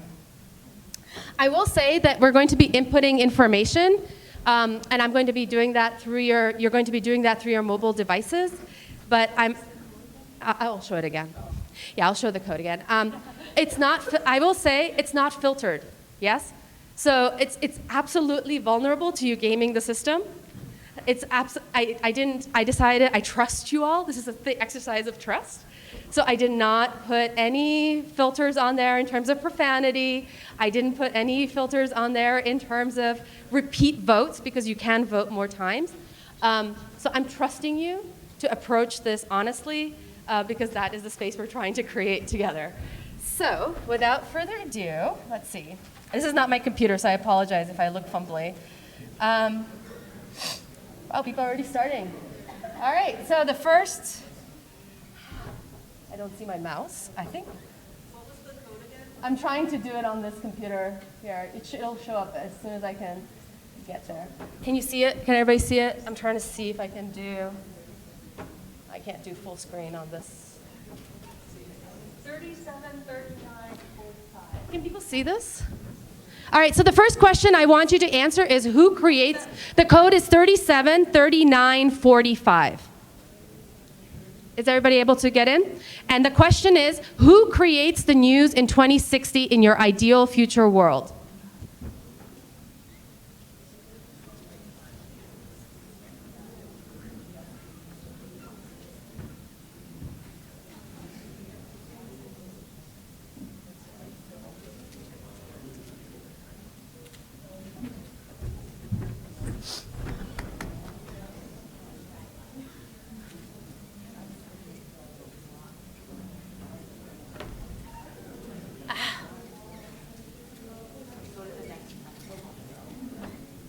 Hey, finally, thank you.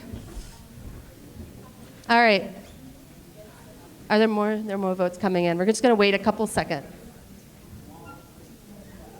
As you can see, you can pile onto things if you need to.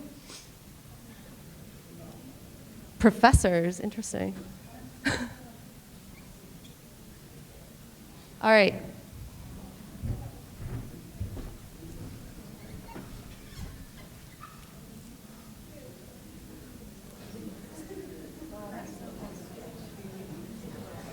All right, it's still happening. I'm waiting for us to kind of reach. Okay, are we reaching a moment? Oh, nope.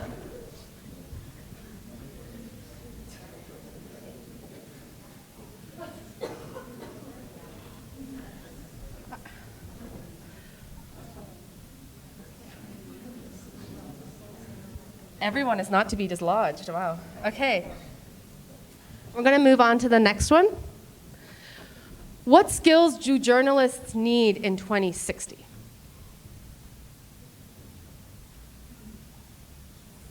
You should have gotten a prompt to move to your next slide. Yes? Should be able to put it.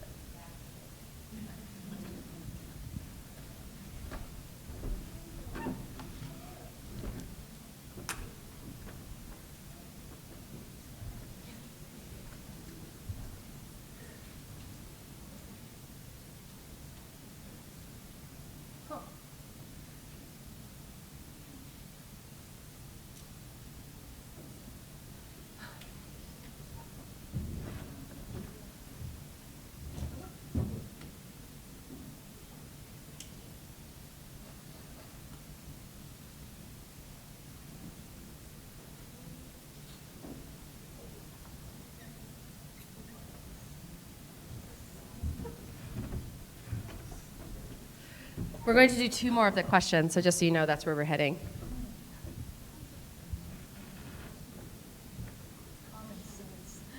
Yeah, they're quite striking. We're going to have time to look at them together. So, all right, I'm going to move on to the next question. Oh, I can't because there's too much change still happening.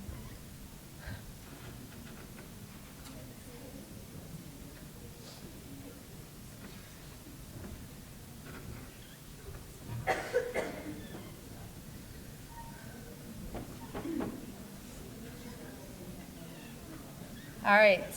What was it? Hands? Wow, interesting. All right, one more. What words could define media literacy education in 2060? This is, again, what you would like it to be.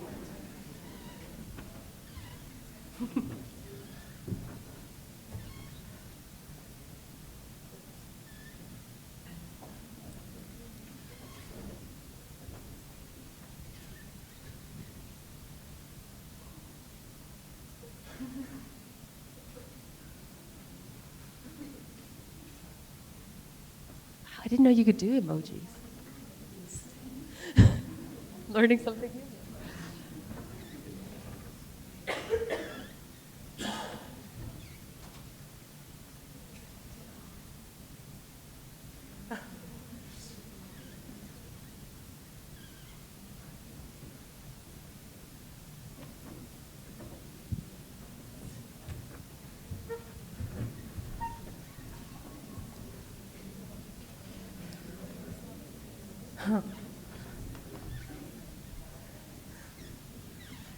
All right, I'm going to move on to the last one. Oh, okay, yep, smiley faces indication. Okay. What will we remember when we think back on journalism in 2018. Remember, you need brief phrases, right? So you can't. It's forcing you. It's like, it's even worse than Twitter. It's forcing you to.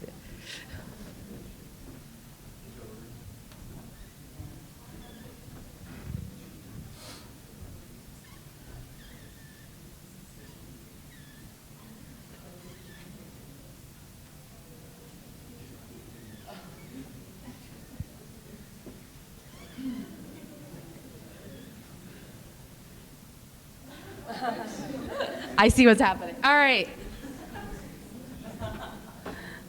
All right, so what we're going to do now is we're going to get a chance to talk at our tables shortly. I'm going to go back to the first one. You can actually keep adding, but don't too much.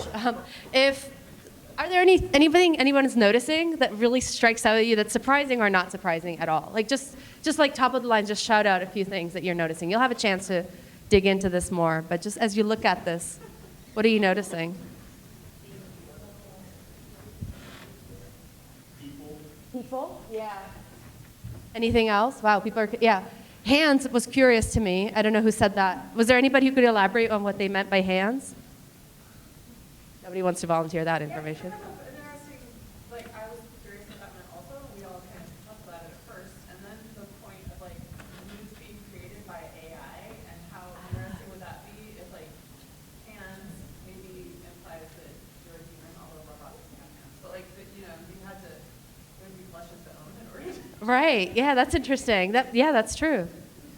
Yeah, you actually had to have a body be embodied in a human body. That's interesting. The wall was also interesting to me. Anybody want to elaborate on what they meant, what they think the wall is? Either if you contributed or how you interpret it. All right, we'll leave that to the tables. All right, let's look at the second question. What skills, hands are just popped, what skills do journalists need in 2060? I thought that was really, that's striking. If we look at honesty, empathy, morals, as being, those are actually not hard skills in the sense of mastering a particular thing. So it's very interesting to see to me. What words define media literacy? I thought it was also interesting. Mandatory? Thought. All right, and the last one. That is very interesting. In terms of I don't know. I don't know what's going to happen, but that was not what I expected. So it's just very interesting to me. Anybody was surprised by that? No surprises? Maybe the way they organize it with that one word, right? And then Yeah, so it's by number of votes. So the more votes that pile onto a word, the word becomes bigger. So it means that the most people input that. Can you speak a little louder? Just the word shit in the middle of Trump's name. That's coincidental, strangely. I promise you, that was not me doing that. And somebody did not obey the profanity rule.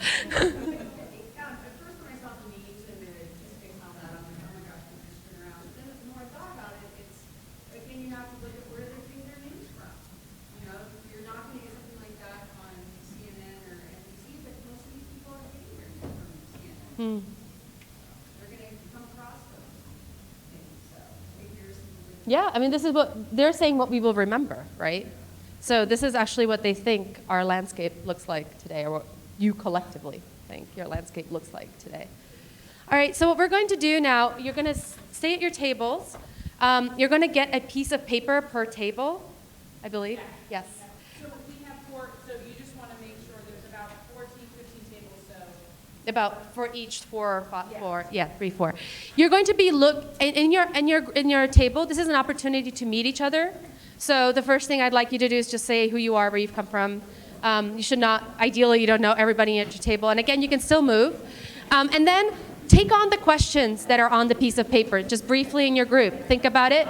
The group number corresponds to your question.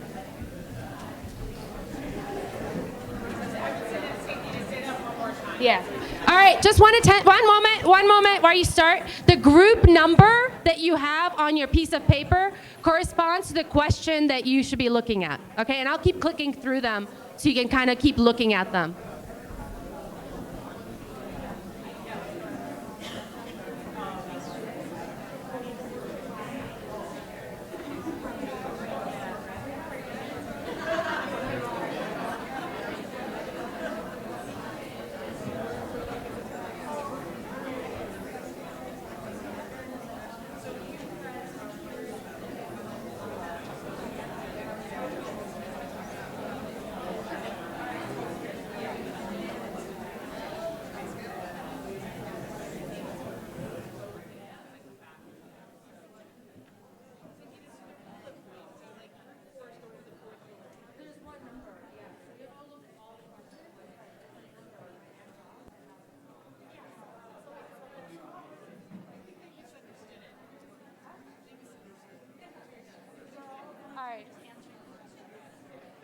Can I have your attention? Apparently there's some confusion, and I apologize about that. At the top, it says group 1. It either says group 1, 2, 3, or 4, yes? Whatever number you have corresponds with a number question, right? So what I'm asking you to do is for your question, so I'm looking at group 2, for your group 2, go through each question for that. So what patterns and key themes do you see noticing for group 2, for question 2? How does this reflect to where we are today? And then kind of move through. You might, if some question is confusing or doesn't resonate, move on. But the one that I really do want you to answer is thinking about these aspirations. What can we achieve here with the different folks in the room today? So the last question I do want you to get to. So if you end up skipping some questions in the middle because something is happening, you're running out of time, that's fine. But you do get to the first question and the last question for sure, and then at least one in the middle, all right? And I'll give you about 10 minutes to do that and then report back.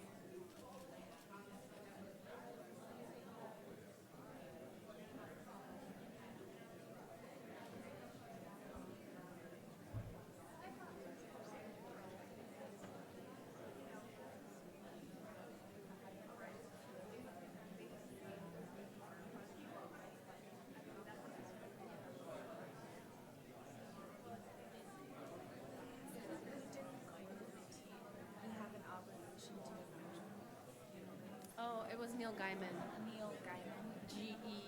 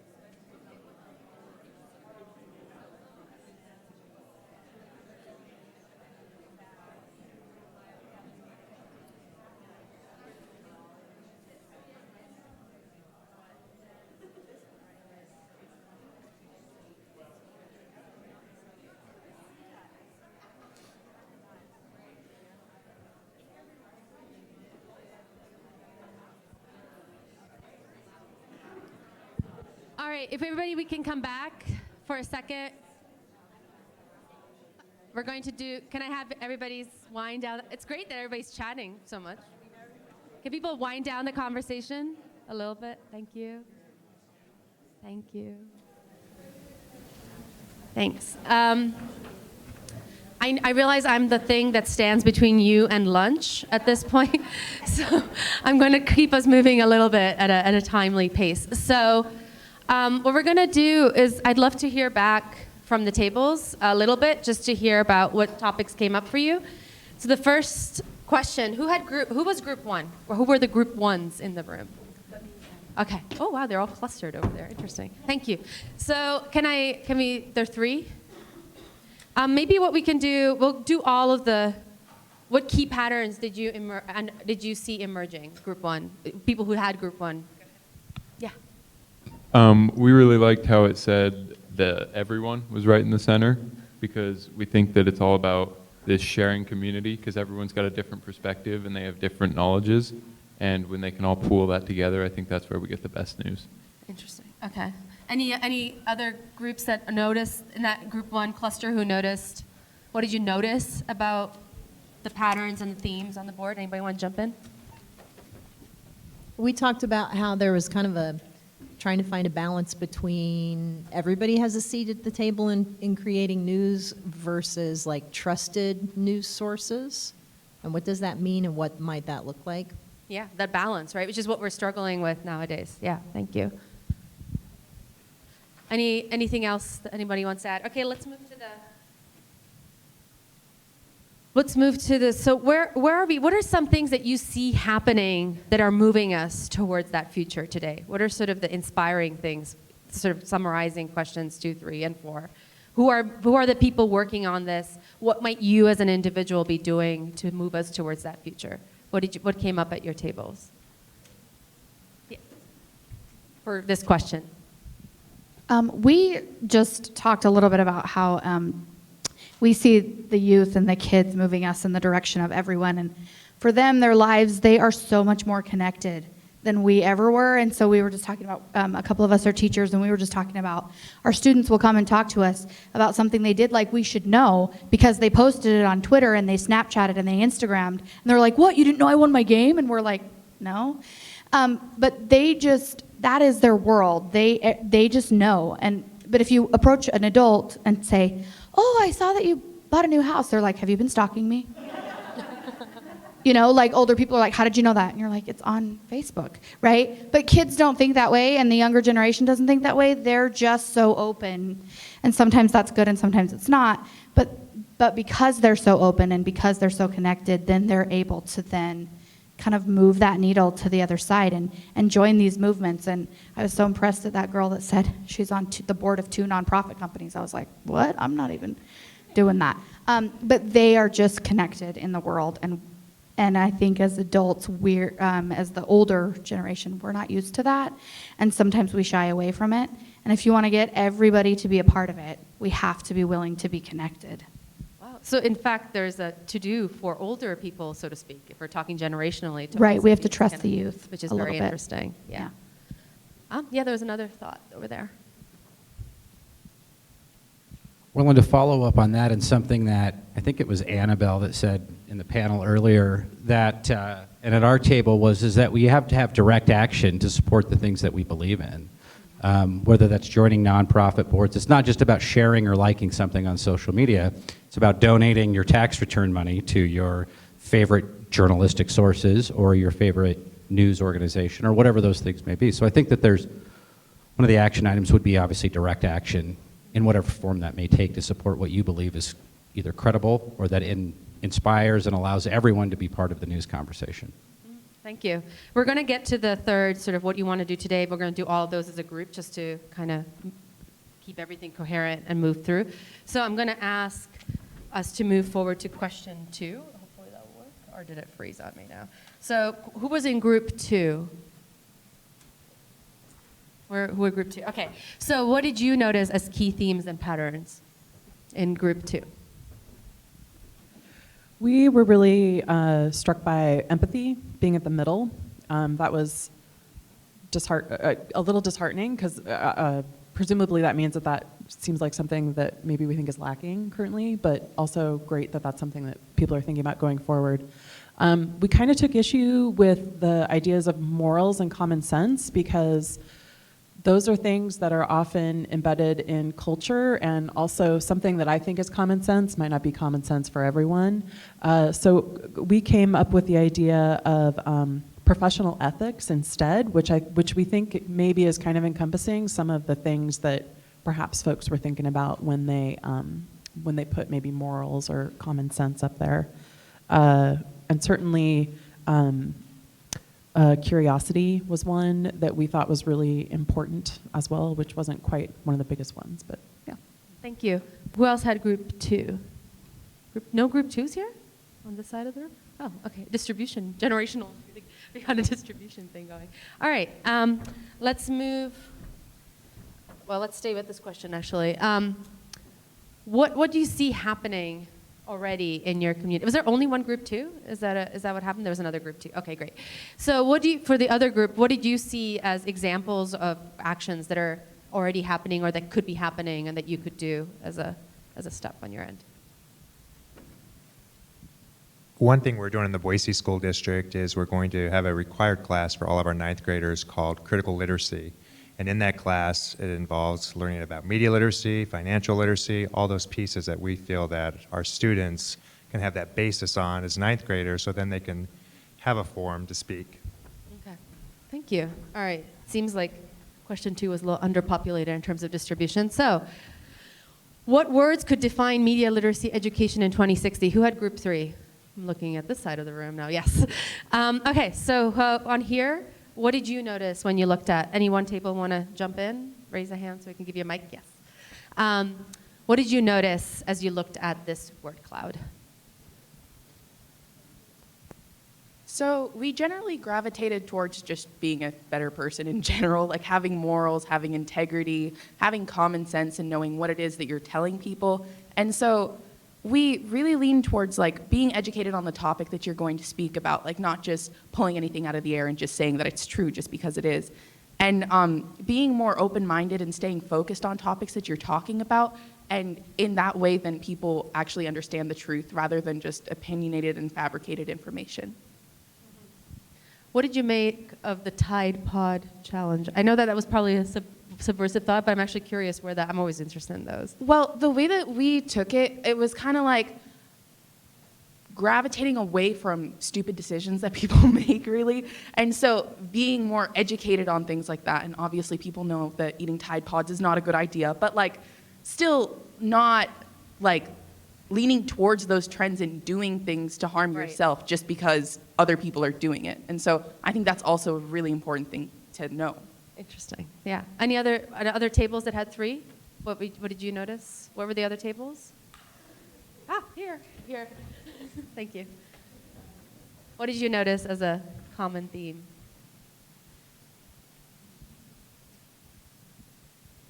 So yeah, we definitely noticed a lot of like the emotional things that come from media literacy, just like morals and thought and the kind of things, I don't know, like a journalist or someone who deals with media literacy would have. But we also noticed like common sense and critical knowledge. And I just wanted to say, like, I think when I think of media literacy in 2060, I think of like before someone decides to express their allegiance towards a certain cause or towards whatever it is, just like journalists do, maybe that they are more like educated and have done what they need to do in order to, before jumping in to something like full-heartedly, just make sure that they're able to kind of know what they're talking about, especially in all those ways by like fact checks and knowing all the other journalists out there that are journaling the same thing. So like before, that's what we thought of. All right, thank you. Another. Yeah, so kind of what we're going off of, I thought it would be really nice if we would educate our youth, like around the junior high age, a lot more with a non-biased like representation of like politics, so they can later make that decision for themselves going into their adulthood, rather than it being fed through their family's moral beliefs or what they're seeing on the news, but rather they can make their own decisions and decide for themselves on what they would like to take a stance on. You're already kind of tipping. Do you want to say something? Yeah, please do. Yeah. I kind of want to go off of what Ham is like. It kind of goes back to parents. Like, this is a new thing for parents that they're going to have to teach their kid.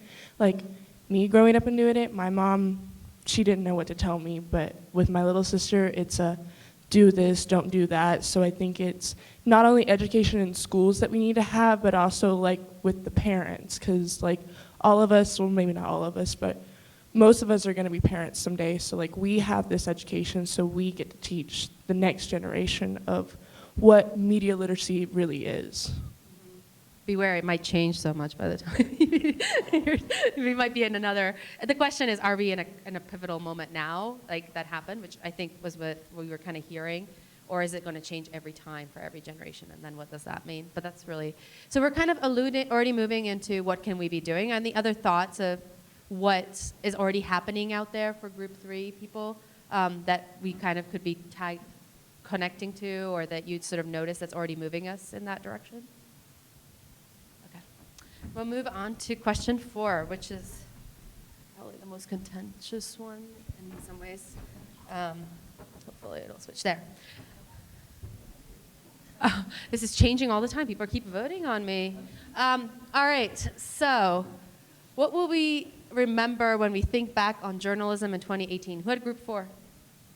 All right. What did you notice? Any of one of these tables? So before we were talking, Tide Pods wasn't up there. But This is an evolving process, right? we looked at the memes and thought it was interesting how in like our generation, my generation, what we get through like the major news sources like CNN or whatever, we take that and put it into memes, and then from there that goes like everywhere through Instagram and just spreads, and that's like how a lot of people just hear stuff. Yeah, I mean, a lot of these things are about how the spread of news, right? How news is spreading, which is really interesting. A fundamentally different model. Yeah, go ahead. We also noticed that it's super political, and it's like based off of still the presidential election. And I thought that was kind of interesting because like the previous presidential election with Mitt Romney and Obama, like a year after it had happened, there was obviously still stuff in the news, but it still wasn't like such a big thing that was widely published and talked about still. Yeah, that's a really, yeah. Other thoughts for group 4s? Yeah, here and here. You can just pass the mic around. And we'll get to you. Going off what she just mentioned, we noticed with Trump, it kind of alluded to how drastic a change journalism has gone through this past year after the election. And although journalism is changing year after year with new technology and everything, I don't think recently we've seen such a drastic change in how people view journalism. And so I think it's really important for us to educate and learn how we can go about this in the future. Thank you. And then back there, and then we'll come back here.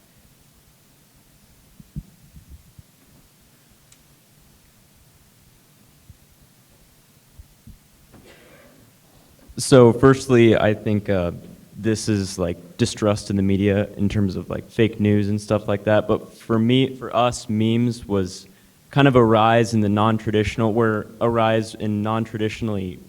our news sources are coming from, like Reddit and all these like kind of meme pages. And I think that's what I got from memes being that big. All right, and there was one more comment here.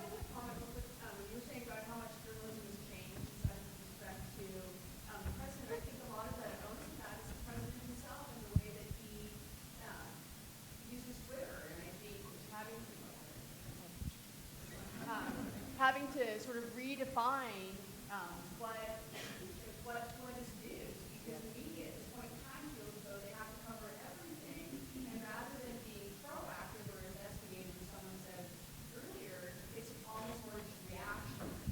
And you see it, we've got the first president who used the television, we've got the first president who used the radio, and now we've got the first president who used Twitter. I think that's going to be, it's definitely changed in journalism. Thank you for that. We're going to have to, sorry, we're going to have to move forward. But you are my perfect, I feel like I planted you in the audience. Thank you. Because it is true. We are in a mode, whatever your political view is, we are in a mode of reaction, right now. Particularly in media literacy and journalism, it's a reactive process. And what I was really hoping to get to with this workshop is to kind of at least temporarily get us to acknowledge that, but then also shift us out of that for a second to say, well, if we move past reaction, what is the action? What would we actually like to have as opposed to just opposing something and reacting to it? So I'm really going to just conclude us, and if I can, yes, I can do this. I can do this with this technology. All right, so before I say thank you, I'm going to actually leave you with a quote from J.K. Rowling. I talked about Harry Potter, who tells us, we do not need magic to change the world. We carry all the power we need inside of ourselves already. We have the power to imagine better. And I know for the rest of today, we'll be talking about what you'd like to do today. And in fact, that's kind of what I wanted to end on, but I'm running out of time. So keep in your mind the things that you'd like to accomplish today that you surfaced in your group, and kind of carry those with you, but know that you always need to hold that power of imagination with you, or I really like to ask you to do that because it really matters. It's important that we do that, particularly in times where we are predominantly in reactionary modes. So with that, I think I'll transition it back to Michelle. Thank you so much. That's awesome. Thank you. Do you have any idea how to get back? Oh, yeah, okay. Do you need something? I don't know how to do it. Okay, we're not doing it. Okay, so I'm just gonna say the thing. So it is lunchtime. You guys should all have one of these vouchers. This is worth $9, which I am told will get you lunch in Boise, Idaho. Not the case in New York City, but I'm very excited. So you need to go downstairs, and you need to do this quickly, and you're gonna bring your food upstairs. Wait, hold on. And the next session is going to start as close to 12 as possible. I know it's probably gonna be closer to like 12:05, 12:10. There are 3 sessions. There is going to be a session in room A with 2 journalists that are coming, and that is really geared toward high school students that are interested in journalism. The room B is going to be with Barbara McCormick from the museum. That is really geared toward teachers, librarians, general public that want to get some real skills, and students, of course. And then Sangeeta will be in room C, continuing this conversation. One thing that's important, we are going to make sure that these 3 rooms are pretty much filled with the same amount of people. I don't want anyone talking to just a few, so please be conscious of that. You also have these little media literacy things in your folders. We are asking people to write in what you think it is and take a picture and send it our way. So I'll remind you after lunch. I think they're hungry. Can you tell they're hungry? Your coupons will work for Chick-fil-A, Subway, Moe's, Starbucks, and the Quick Fresh Place pod. I don't know, the place down at the bottom of the stairs as well. So any of those places down there. Okay, great. Thank you.